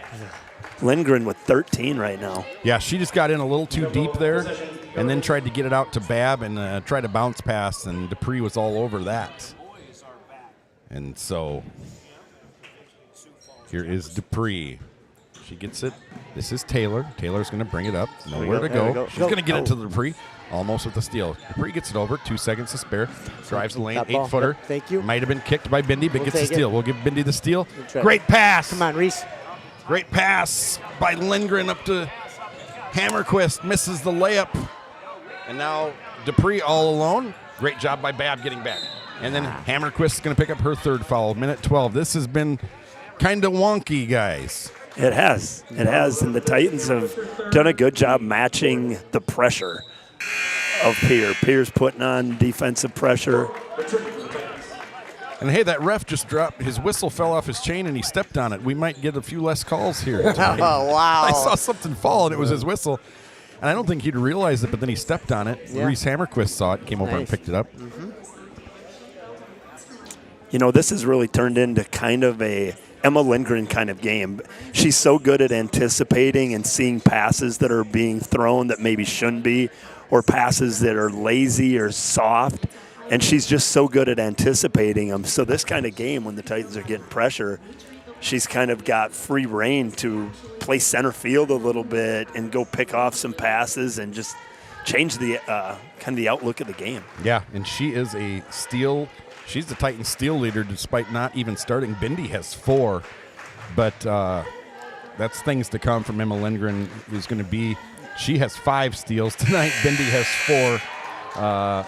Dupree has 3 steals. Richter has 3 steals. Richter on borrowed time playing with 4 fouls. They're leaving her out there. We haven't seen much of number 24, Addison Soma, the 5'10". No, she's been on the bench. And she's okay. She's got her legs crossed on the bench. Sitting right next to coach.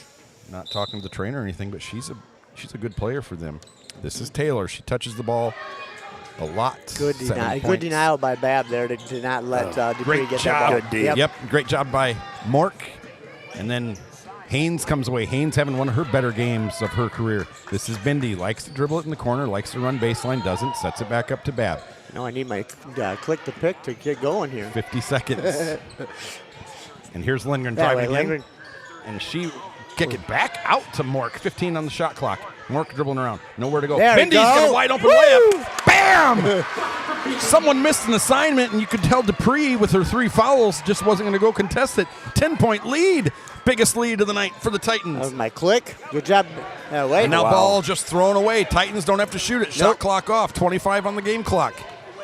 Bindi driving. She's going to do it again. Throws it up off the front of the rim. Less cheering for Bindi. And maybe then after that, maybe for the Titans. It's like a fantasy football. That's right. No, good job, Anna.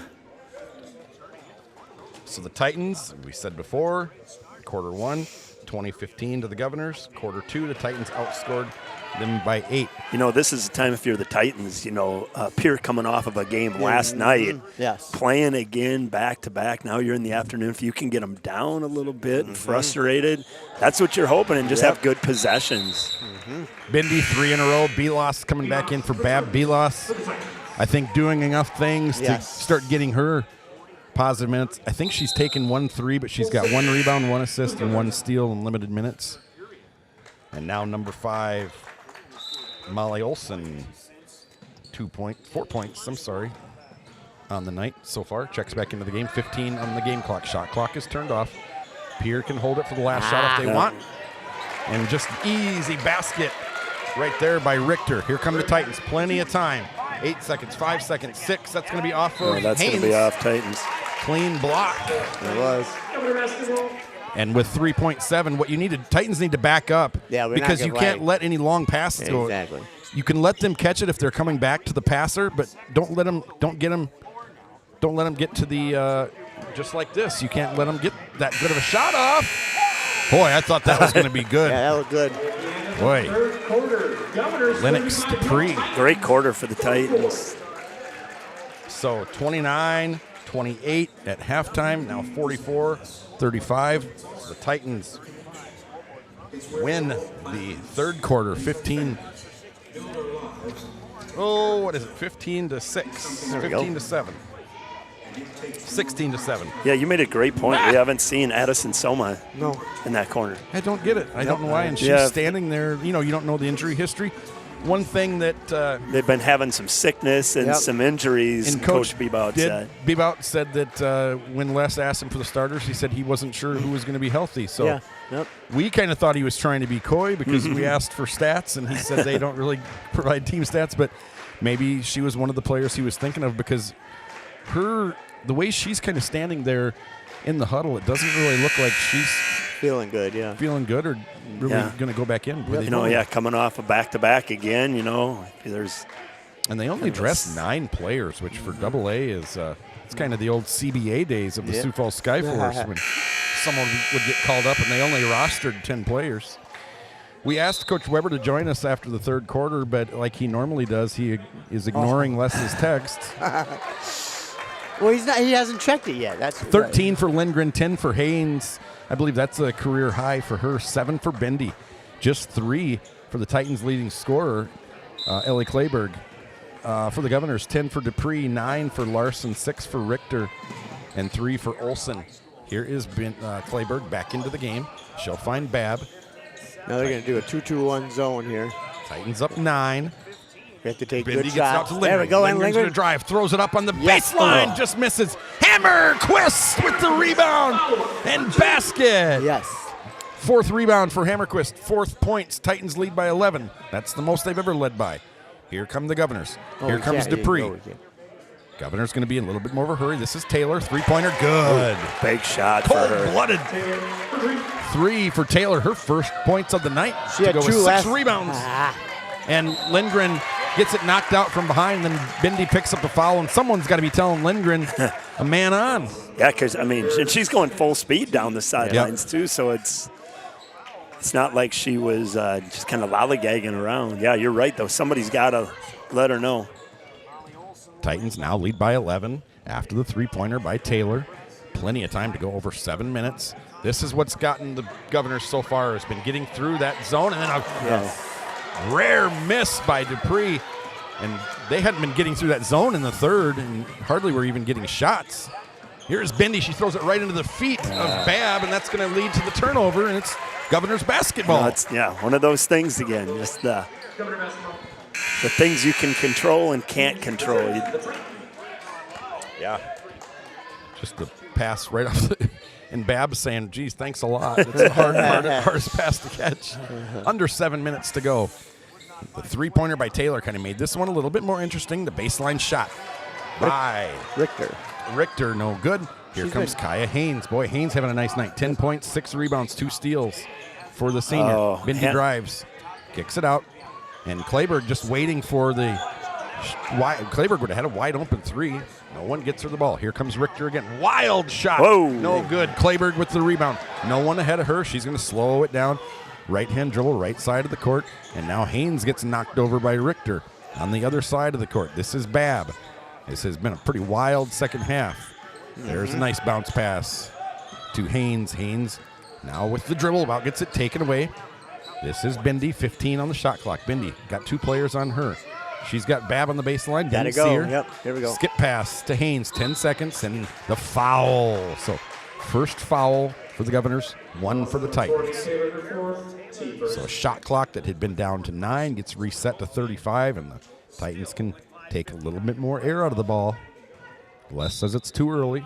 No, I'm not. Yeah. Well, what this does when you're up by 8, it lets you play for the perfect shot. Pierre doesn't have that ability to do that at this point. And they got Kleberg wide open. Yeah, they're just waiting. Now the Governors go to the zone. Here's the 3-point shot by Babb. Off the front of the rim. No good. Rebound again by Haynes, Good number seal 7 tonight. backside. And Babb doesn't have to go. She goes. She'll get fouled. The foul is going to be by number 5, Molly Olson. Babb to the line to shoot 2. She's got 9. This might be her season high. Coming into this game, Babb, 59% from the free throw line. 9 points, 1 assist, 1 steal. Babb, good. I think she's 3 for 3 in this game. 10 points. Bindi, 7 points, 4 assists, 2 rebounds, 4 steals. That one's going to be short. Just off the front of the rim, gets the Titans back to a 9-point lead. Their largest has been 11. Governor's largest has been 7. Here's Taylor. Dancing around, gets it to Richter on the baseline. Richter dribbles it up top, back to Taylor. Dupree's got Babb on her. Babb's done a fine job tonight. Dupree 8 under her average. Now a long 3 off the backboard. Another rebound by Kleberg. Titans don't need to hurry. Haynes up the court. She's looking ahead. Skip pass into the corner for Babb. She'll set it back up to Bindi, to Kleberg. 25 on the clock. Babb on the wing. 3-pointer by Haynes. No good. Rebound by Hammerquist, but dropped it out of bounds. Reese with good possession, just ball going through her hands. Yep. Emma Lindgren back into the game for Ellie Kleberg. You see she's kind of hobbled coming off the court. Titans might need her in a few minutes, and if they don't, well, then she can stay on the bench and nurse that ankle. Man. This is going to be a jump ball. It's going to be possession arrow Titans. Forcing a lot of turnovers here. This is kind of what we saw early in the year, where the press by the Titans really caused a lot of havoc. It's doing it again tonight. They are 9 points away from what Taylor Fechner, first-year head coach, called a must-win. Yep. Well, and again, they played back-to-back nights as the Pierre Governors, so see how much legs they have left in this 4 minutes to go yet. That's another miss by Dupree. Yeah. Unbelievable. And then the offensive rebound by Larson, fouled by Hammerquist. That's going to be 4 by her. 13, Hammerquist, her 4th. And so now to the line, number 11, Emily Larson. She is a 1,000-point scorer at Chester, just a junior. 78% free throw shooter coming in and out. 9-point lead, 4:42. At what point with a 9-point lead and maybe an 8-point lead after this do you start really taking the air out of the ball, fellas? 8-point lead, 4:42 to go. You got to get good looks. You got to at least move the basketball. You got to take care of the basketball first. Wow, I thought that was Governor basketball. See, I think that's the key. I mean, we've been getting some good looks, good shots, so I think just taking care of it and seeing what's happening within your offense is going to be the thing. The minute you start trying to do something you haven't been doing, that doesn't always work out either. Belas in for Haynes. Here comes Bab. She's free now. No press. Gets it up to Belas. All right, let's take some time off the clock here. The thing Belas has proved to me here in the last couple games is she's really sure-handed, pretty reliable option. I think Coach Fechner sees that. As Drew Weber comes up, here's Bindi. Lindgren driving the baseline. Top of the key. This is Bab. Belas to Bab. Here comes Bab. Hi, Coach Weber. Yo. Hey, congratulations on the win today. Great block by Lennox Dupree. And 8 points, 4:08 to go. Congrats on the win today. What happened what went your way for Jefferson, and who were your standout guys? The whole team played really well. We battling some sickness. We played desperate today. We really desperately needed a win, and the kids really responded. I was very impressed. Obviously, our main guys. The first half, Marshall Smythe he was going to refuse to lose today. You could see he was flying everywhere, and he's been out sick. Like playing the minutes that he did, and the way with the effort and energy and enthusiasm was big. I don't want to interrupt this barn burner here, but no, it was it was a tremendous win. And Marshall was the catalyst, but we got production out of everybody. Griff had a good second half for sure, scoring. But the thing about today is we didn't shoot the ball tremendously. We definitely didn't make free throws, but we just were tough, and that was what I needed to see. Yeah, a few nights ago, what an atmosphere over in West Central, and what a team they have. I think Mebius and Cool might be one of the better 1-2 punches in the entire state. They're a great team, and they're young, and they're going to continue to be. I was impressed with them too. You said it to me after the game. The rim protection was the difference, and that's what we lack. Yeah, the size. If good players can get to the rim on us, we don't have the ability to block shots, and some of these teams do. So we got to find other ways. And I thought we adjusted better today than we did on Thursday night. And West Central, they're a great team. Yeah. They're a good team. That's for sure. Yeah, they'll be fun to watch. Siddig has done a really good job over there, and boy, the luxury of having a 7-foot brother, and then when he leaves, a 6'9" brother. Yes. And I don't know if we've ever had anybody in 23 years, anybody over 6'7", 6'6" play for us. Yeah, well, hopefully we can get a couple of them kids to drink some milk and get a little taller that we got. And like I said, today we just really responded. Jefferson starts 3 guys that are 6'6", and one of them just signed today to go to Michigan State to play football. One of them's going to be a lineman at USF next year, and the other one's got arms that reach the ceiling. So we had our hands full, and the boys just really responded. Caden Williamson got back into the starting lineup today, and he just really produced for us. You're not going to see it on the stat sheet, he was tremendous. And like I said, we play 8 guys, and they all 8 today were good. And that's the type of team that we have and we need to have. What's next? Next game?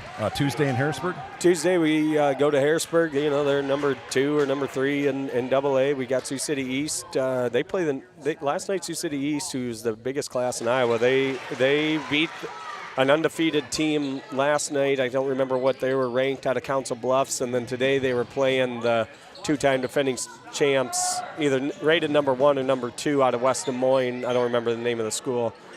So that'll be interesting to see them in those games. That's maybe a different level of basketball of what they have. Yeah. So we got 2 real tough ones again next week, and the following week will be 2 really tough ones, and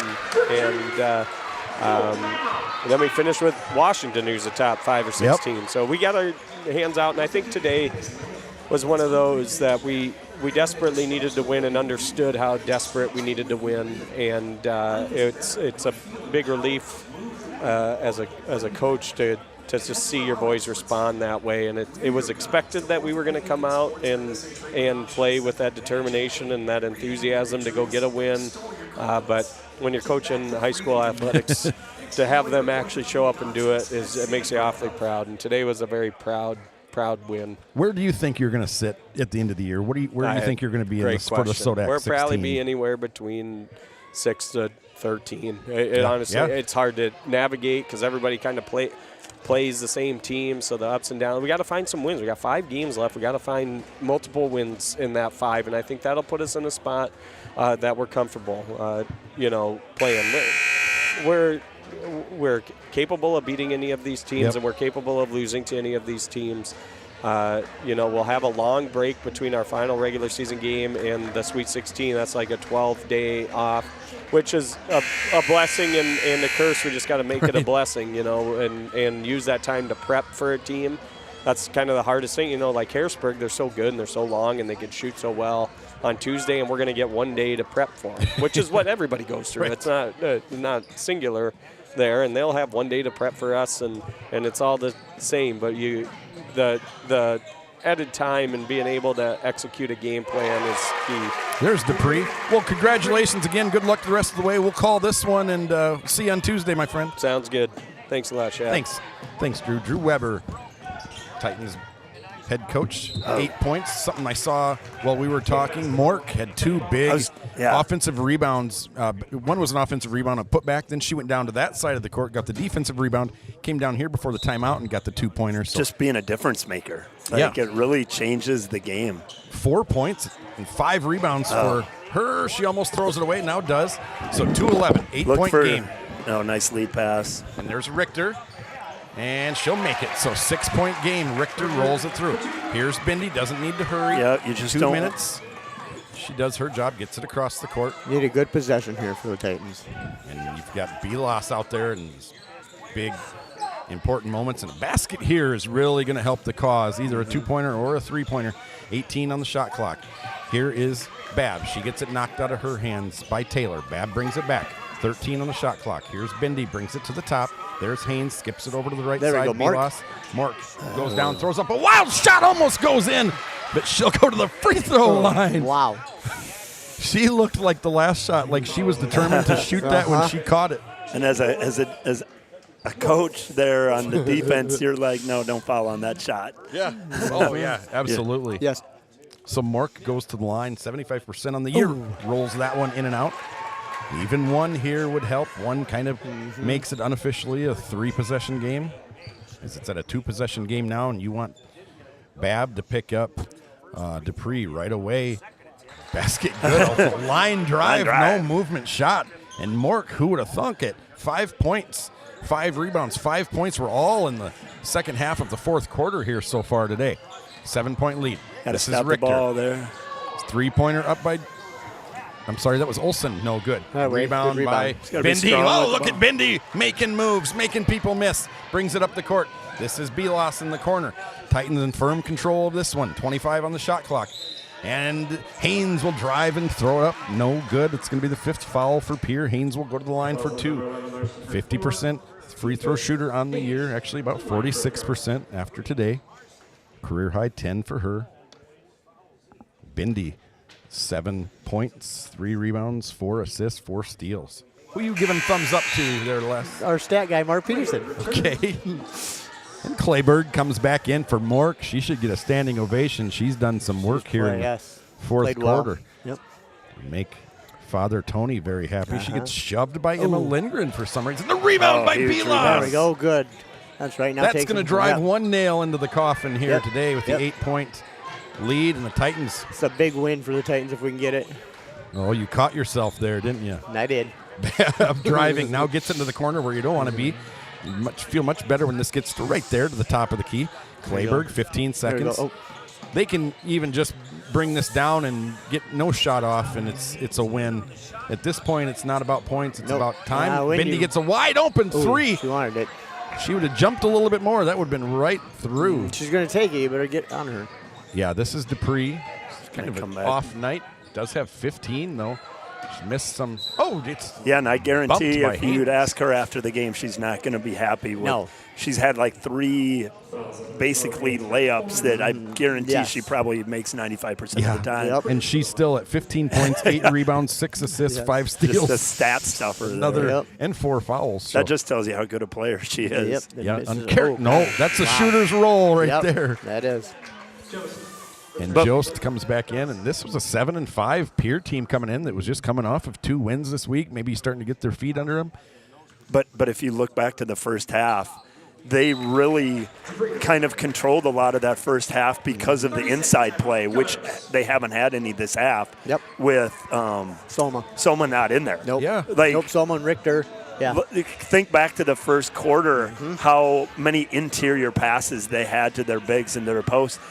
But they're not there right now. So it's been a totally different half because of that. It's almost like 2 separate games that are being played. Yeah. And the Titans have dominated this game, this half.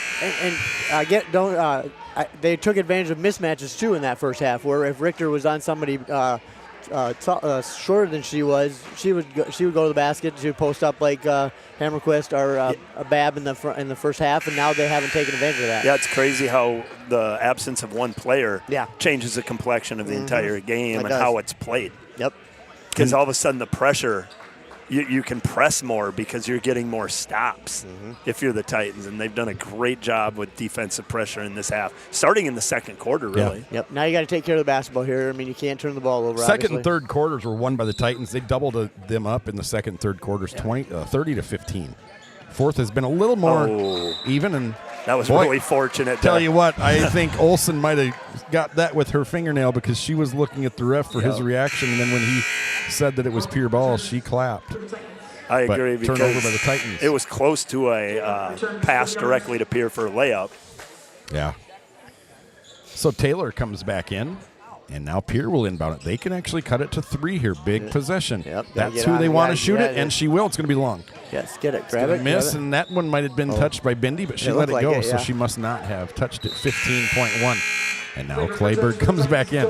Smiling Sienna Mork runs back to the bench. All right, now let's Titans take care of the trading basketball. offense for defense. Like I told you the last game, or the last possession, we need to take care of this. Well, you don't tell me. I'm not out there. I have... And another turnover, and now ball is on the ground. And now the Titans come away with it. Nobody knows what to call or anything. Wow. This one's over. Wow. Oh, my goodness. Wow. And it looked worse than it was. Yeah. Yost and she just kind of ran into her. Haynes' feet got tangled up, and Haynes went down like Les Schroeder on an icy sidewalk. Exactly. I hope your stuff is all plowed over there, Les, because I'm not digging out your car again this winter. You don't want to help me dig out? No. Hey, when you text me today that the JV game was over at 1:15, and I said I better get out of bed, why did you send back a laughing emoji? Because I mean that's you. I mean I assumed I wasn't. You weren't kidding there. I know you were just getting out of bed. Great game here by Haynes. Yeah, so 7 rebounds, 12 points. I jinxed her. Did you hear me? I had her as the click of the pick today. 12 points, 7 rebounds, both career highs for Haynes. 10 points for Bab, 7 for Bindi, just 3 for Clayberg. Barely played here. 13 for Lindgren. Still huddled. 13 for Lindgren. Had 10 at halftime. Dupree, 17 for Pierre, 10 for Larson, 8 for Richter. And so Titans get a couple days off. Game day, Harrisburg. Tuesday. On Tuesday. You picking me up then? We're good on that? You can pick me up for once, and we can ride to Harrisburg together. All right. I'll pick you up. That's fine. We will hear from Coach Fechner. Is he going to come up right now? He usually does. Try to get his... well, he's going to go in the locker room. Try to get his attention. I was trying. I didn't have much luck. Well, we'll see how long it takes for him to come out. I asked him before the game what he thought, and he immediately said must win. It's a must-win game. And it was a game that we were all texting, and we thought, you know, let's be honest. When you play number 1 O'Gorman, when you play number 1 Sioux Falls Christian, you're hoping to make it a good game. You're not quite sure. This is one, just knowing coming off of those 2 games, this is going to seem probably a little easier than it really is. And because those 2 schools, they might both cut down the nets this year. But and then you see that you got to go against Lennox Dupree, who's a great player and great team win. Like you talked about with Coach Weber about the seedings and all that, this is huge for the Titans too, because this moves us up. I did ask for 2. It's okay. I did. I asked for 2, but anyway, it keeps us from not playing either O'Gorman, Washington, or Brandon Valley. For now. I mean, we there's maybe a couple more wins in store for the Titans. So, and you think we can get? You told me you think we can get a win in Harrisburg on Tuesday. I do. I really believe that. I mean, Harrisburg is 7-7 right now. They just went up to Aberdeen and won last night. That was an earlier game than normal because of the snow. They played at 4 o'clock, and they had 3 girls in double figures, and that was the only scoring that Harrisburg had. They had Bren Van Bakeren with like 21. Their other point guard, or their other forward had 23, and then another girl had 20. So, I mean, they are beatable. We have to play well over there. It's a tough place to play, but I think we can still get that win. Mark Peterson, you guys are exchanging waves and thumbs ups. Exactly. And, he's 1-0 today. Just giddy. Exactly. He's 1-0 this year as a stat guy. He's out of retirement. We're thrilled to see that. Yep. Back in the saddle. But we'll go over the box score, and then if Coach Fechner isn't out, then we'll sign off. Individually, 17 for Dupree, 1 under her average to go with. She did have 8 turnovers, which the Titans should really be proud of. She's a great player. 17 points, 8 rebounds, 8 turnovers, 6 assists, 5 steals, 2 blocks from the 5'6" senior. So, and then 10 for Emily Larson. She's 5 under her average, but she did have 7 rebounds for them. 8 for Grace Richter and 7 for Addison Soma. 7 points, 4 rebounds, and we didn't see her late. No, she did not. Whole second half, I don't think. No. For the Titans, individually led off the bench in points by Emma Lindgren, 5 of 10 from the field, 13 points. She had 5 steals, 2 assists. Then J.C. Babb, I think this is a career high for her, 10 points for the starting lead guard. She Shot played well. just 3 of 6, made 2 of 3 threes and 2 of 4 free throws. So efficient night for her. Defensively, she was big. Yeah, big defensively. Haynes, career high for her, both in points and rebounds. Great I believe. game. 12 points, 7 rebounds, 2 steals. And then you had Anna Bindi, 7 points, 3 rebounds, 4 steals, 4 assists. So aside from scoring, she really filled the stat sheet up well. And I guess 7 out of 55, that's 1/8, right? So 4 for Hammerquist, 5 rebounds, 5 points and 5 rebounds for Sienna Breck, 2 for 2 from the field. Great job out of her. Just 3 for Ellie Clayberg. Only took 3 3-pointers, made 1 of them. And I think she'll work her way back and she'll be fine by I tell you, I thought 3 of the biggest players, and maybe not even statistically, were 3 girls off the bench tonight. Yes. Grace Belas, Emma Lindgren, and Sienna Morick. Like, those 3 stand out in my mind. Obviously, Kaya and JC as starters had great games, but when you have 3 girls that come off the bench and play just huge roles, I think you said it earlier, Shad, the way Grace Belas plays, you don't notice it. She's never played any varsity basketball until as of late. Like, it doesn't look like she's worried to make mistakes, and I credit a lot of this to Coach Fechner. I honestly do. The way he coaches isn't threatening. It's not something that they fear. Yep. If they make a mistake, he's not quick to pull them out right away. No. I mean, that's the worst thing you can do, especially a young player. Yep. All of them are so inexperienced, and I haven't seen one look of that this year. Exactly. And how much more fun is that for a player to go out there and know that I don't have to feel stress. I don't have to feel pressure. Make the perfect from my play coach. every Yeah, game. the game is going to be enough stress. How many turnovers did Grace Vilas have? Because because that was, I mean, the possessions that we didn't turn it over. She just had one. Yeah. So just one turnover, and they say that J.C. Babb, the lead guard, had 0. Yeah. Yeah. She was incredible. Yeah. With the matchup she had tonight. Yep. 25 turnovers forced by the Titans, 18 steals. So that was probably the biggest part of the game was played it at the middle court, not at our basket, not at their basket, in the middle. There was a lot. All the confusion that the Titans put on Pierre there. And, yeah, to your point, Vilas, it just seems like kind of like Babb last year at the end of the year. You're kind of starting to look at her and go, okay, I can see this coming together next year. And her, she plays pretty confidently. I like how she zips passes through there and handles the ball pretty well and pretty fearless. And Sienna today, just in that fourth quarter, that little stretch, she had 5 points in like 2 minutes, and that was huge in a game like that. In a game like that. It's huge to get those 5 points right there, those separating points. That was like, that's just, you don't notice it on the stat sheet. But if you're watching it, you're like, wow, that was great timing. She's figuring it out, just like Les is going to figure out that when he leaves, he shouldn't just drop his headset on the table. You know, he's. But, Coach Fechner, I asked you pregame about this game, and because I had my own feelings, and you echoed what I was feeling, and you said must win. For sure. Did you tell that to the girls pregame? We've been talking about it all week. I mean, we've got a few of these coming up that just from seed points and everything we've known or we've talked about, these are must-win games. And the one thing I would say is these last 3 practices, we practiced like that. And that was, again, all practice long.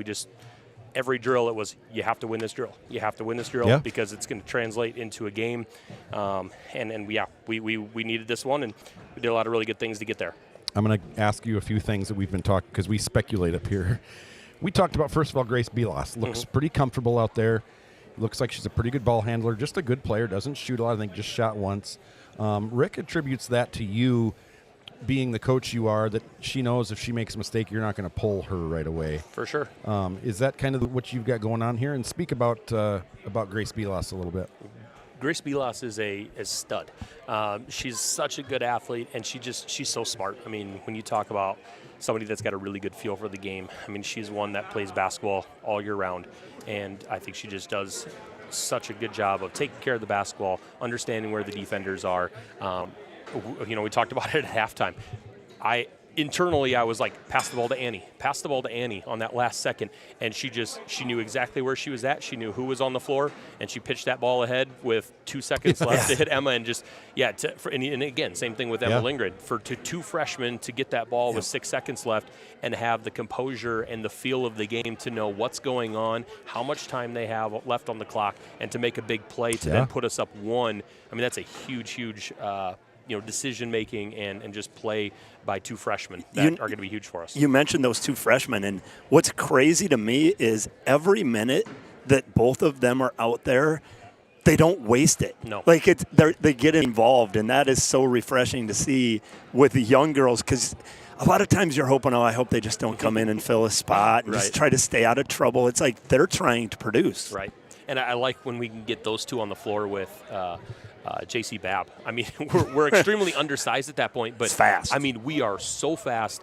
And the thing is those guys rebound really well as undersized guards. And we've talked about it a lot. The better that we can do rebounding with our guards, the quicker we're able to get out and run and do some really good things. And we've got to play to our strengths, and our strengths are playing through our guards right now. And so anytime we can get out and run and we can get in space and we can play with some speed, that's a huge win. So I like when we can get those 3 on the floor at the same time. I like better when it's not because of foul trouble. But those 2 are unbelievable, and I'm so glad I got them for 3 more years after this. Talk about didn't do much until the last few minutes of the game. Sienna Mork ends with 5 points, 5 rebounds. All 5 points are under 4 minutes to go, and she came off when Reese fouled out.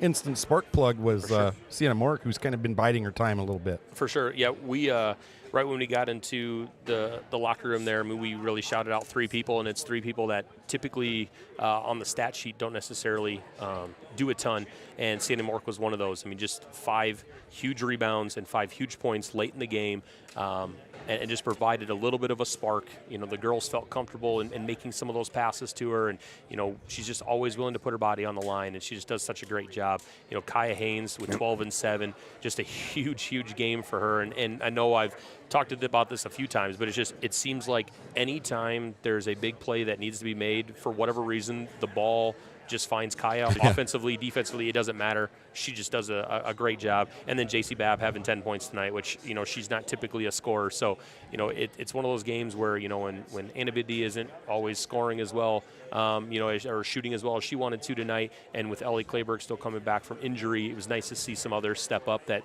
you know, normally don't. And I think it just provides a little bit of confidence for our group. I asked you who was going to guard the outstanding Lennox Dupree, and you, without hesitation, said Babb, and you said that's what you trust her to do, and you figure she'll do it. She did a great job tonight. Yep. Dupree ends up with 18, but she had 10 until it was kind of the door was closed, and then she kind of chipped away a little bit. But speak about J.C. Babb's defense and her leadership. Yeah. No, JC is the heart and soul of what we do. I mean, she is a ton of toughness. She just, again, she makes a lot of the right plays. She makes a lot of the right reads. She gets everybody lined up in the right spot. She's our communicator. I mean, she just really, anything that we need from her, you know, we know that we're going to get it out of Babb. She's the coach on the floor. You know, she's every coach's dream to have. And so, you know, I'm thankful to have her and for her to be kind of the leader and the vocal of our team. And yeah, we wouldn't be the same team without her, and I wish I could have so many more of them. and the nice thing is I mean, talking about Grace Belas, I mean, she is kind of that quiet assassin, much like JC is, and so I'm just excited to continue to watch those girls grow. But yeah, like I said, I wish I had a few more Babbs that were 6 feet tall instead of 5'3". Ellie Clayberg, you could tell that you pulled her pretty early tonight, putting her out there a little bit at a time. You weren't sure pregame how much she was going to go. What's her status going into Tuesday, I suppose? You know, I think a lot of it is just getting back with confidence. You know, yesterday was really the first day that she really went through any live drill actions, and you know, I think as coaches, we're probably babying it more than she is. But you know, she's never really had an injury in her career, and so we just want to make sure that she's got confidence with it, and we're not throwing her in to too much too early to where she could get fatigued and you know, worry about it. So this was just a really good one for us to kind of test, and for her to kind of test what that ankle was going to do. And you know, she came out, she did fine. She's hobbling a little bit, but you know, talking to her, she just said it's not real strong right now, but it's not hurting, which is a great thing because she's playing with confidence. And she said at no point was she worried about anything tonight. But again, just for us, we needed to make sure that you know, we didn't put her in any bad situations. Hey, what kind of flipped the script in that second quarter? In your estimation? You know, what did you say? Yeah, well, you know, I think it starts going back to the first quarter. You know, that first 4 minutes, they really kind of controlled the game and controlled what we were doing, or what they wanted to do, and we weren't doing a great job of that. And then at about the 4 minute mark, I think it was about 4:33, they called a timeout, and they already had 5 fouls. And so what we talked about is, you know, the three hasn't always been falling for us. Let's be selective on that shots. We talked about what threes we wanted and what ones we didn't, and just getting downhill. And really, for the first time, we outshot a team from the free throw line. I mean, I think we were 17 of 29. So I don't know the last time we've shot 29 free throws, and only gave up 12 total. And that's something that we've talked about now for the last couple weeks, is we have to shoot more free throws than the other team makes. And so you're just able to pick up some cheap points, and that was something that worked really well for us to end the first quarter. That allowed us to go on a little bit of run to kind of trim that gap a little bit, and then that gave us a little bit of momentum going into the quarter, because they kind of smelled blood in the water. They saw that there were some girls that were in foul trouble, and we kind of just said, hey, you got to go at them now. We know they're going to be aggressive. We know they're going to foul, and so continue to go downhill, continue to create those opportunities. Let's continue to get to the free throw line. They were seeing some success, and a lot of that wasn't even necessarily a lot that I talked about. It was just them internally understanding this is working for us. Let's just go to it. And so it feels good when it's something that you've kind of preached all season and didn't have to necessarily put a ton of emphasis on it. They just finally saw it and was like, hey, we can do this, and this is the thing we should do. It seemed to demoralize them once they realized, okay, we are in foul trouble. We can't keep doing this. And you guys just kept bringing it and bringing it and bringing it. And your defensive intensity in the full court was great, too. Just Emma Lindgren's ability to anticipate, that's her kind of style. Absolutely. Absolutely. It's fun to watch. Yeah, and that was, I mean, I sometimes I think at practice maybe I'm too nice, and some of the girls will tell you that I'm too nice, but on Wednesday after the O'Gorman loss, we kind of had a little bit of a heart-to-heart here, and we kind of just told them, a little bit of Chris Fechner is going to come out this week, and there we go. And so I mean, we ran a lot of defensive drills, and there were some times where I really got after them and I really barked at them, and after they would get done with the drill, we kind of brought it in, we talked about it, and they were all like, that felt way better. That felt like what it's supposed to feel like, and I'm like, I don't want to have to be that guy all the time, but it was nice for them to see the response, and then it translated into a game. And his kids hanging from the rim. Son hanging from the rim. And who do we have here with Bree? Some family of Bree's? We've got some family of Bree's. It's Bree's sister and Bree's brother-in-law, even though he looks more like me than I was going to say, it looks like he could be part of the family. Where are they from? So they are from Tioga, North Dakota, way out there, about an 8-hour drive for them. So and then they've got a little one running around somewhere around here. And your boys have new Titans number 0 jerseys. Yeah. They all have their numbers. I mean, Banks is named after Ernie Banks, so he typically wears 14. Brooks is after Brooks Robinson, so he usually wears number 5. But we didn't want to show any favoritism, so we went with zeros. Just wait until we get new uniforms and you add a 0 in there, and then they'll probably outgrow them by then. Yeah. Looks like Tatum is their favorite right now. Well, it's great to see, man. It's always great to see them here and Bree here every game, and your mom usually. For sure. And we're so glad you're here, and man. It's been fun. Boys got a win tonight, too. You got your first home win since December 20th. Your first home win of 2025. we haven't had a whole lot. I was going to say, you need a few more. I know. It'd be nice to have a few more of those early. But. You've played a tough schedule, and I felt coming in that this is a good Pierre team, but they're probably going to not seem as good after you've played the two number 1s in both classes. So. For sure. Congratulations. We'll see you on Tuesday. We'll hit the road with you, and Les wants to tag along if that's okay. Absolutely.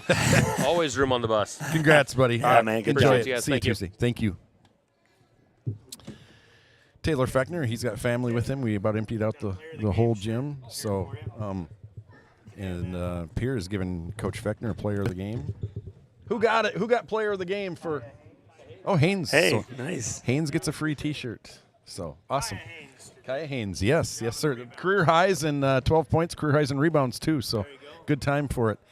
Les, you got anything before we get out of here? No, I'm excited that we're going to start a winning streak now, and we're going to go over to Harrisburg and play well, and then we get Sioux City East back home on Friday. But before any of that, Super Bowl party. Yeah, I get to go to my Super Bowl party with Coach Colder tomorrow. So there it is. They took on Rapid City Central today. I don't know what the score was. I didn't check. So. They beat Stevens last night handily. Yes, they played well against Stevens last night. I did watch that game. But handily to them, it's not a shocker. It was I mean, they played well last night. I think Moore had a good shooting game. So we're wrapping up right now on YouTube, but we'll be back with the O'Gorman. O'Gorman. You just asked. Post-game show with you just asked. The Les and Colsey show. No, sorry. Live from the bus. No, so with Kent Coldrew. Well, but then Brandon Valley beat Stevens today, 59-30, and O'Gorman beat Central. Stevens must be here. And then O'Gorman beat Central 57-38 today. So, but no, I'm excited for our Super Bowl. It should be a fun game between the Chiefs and the Eagles. Who are you taking? I can't go against Pat Mahomes.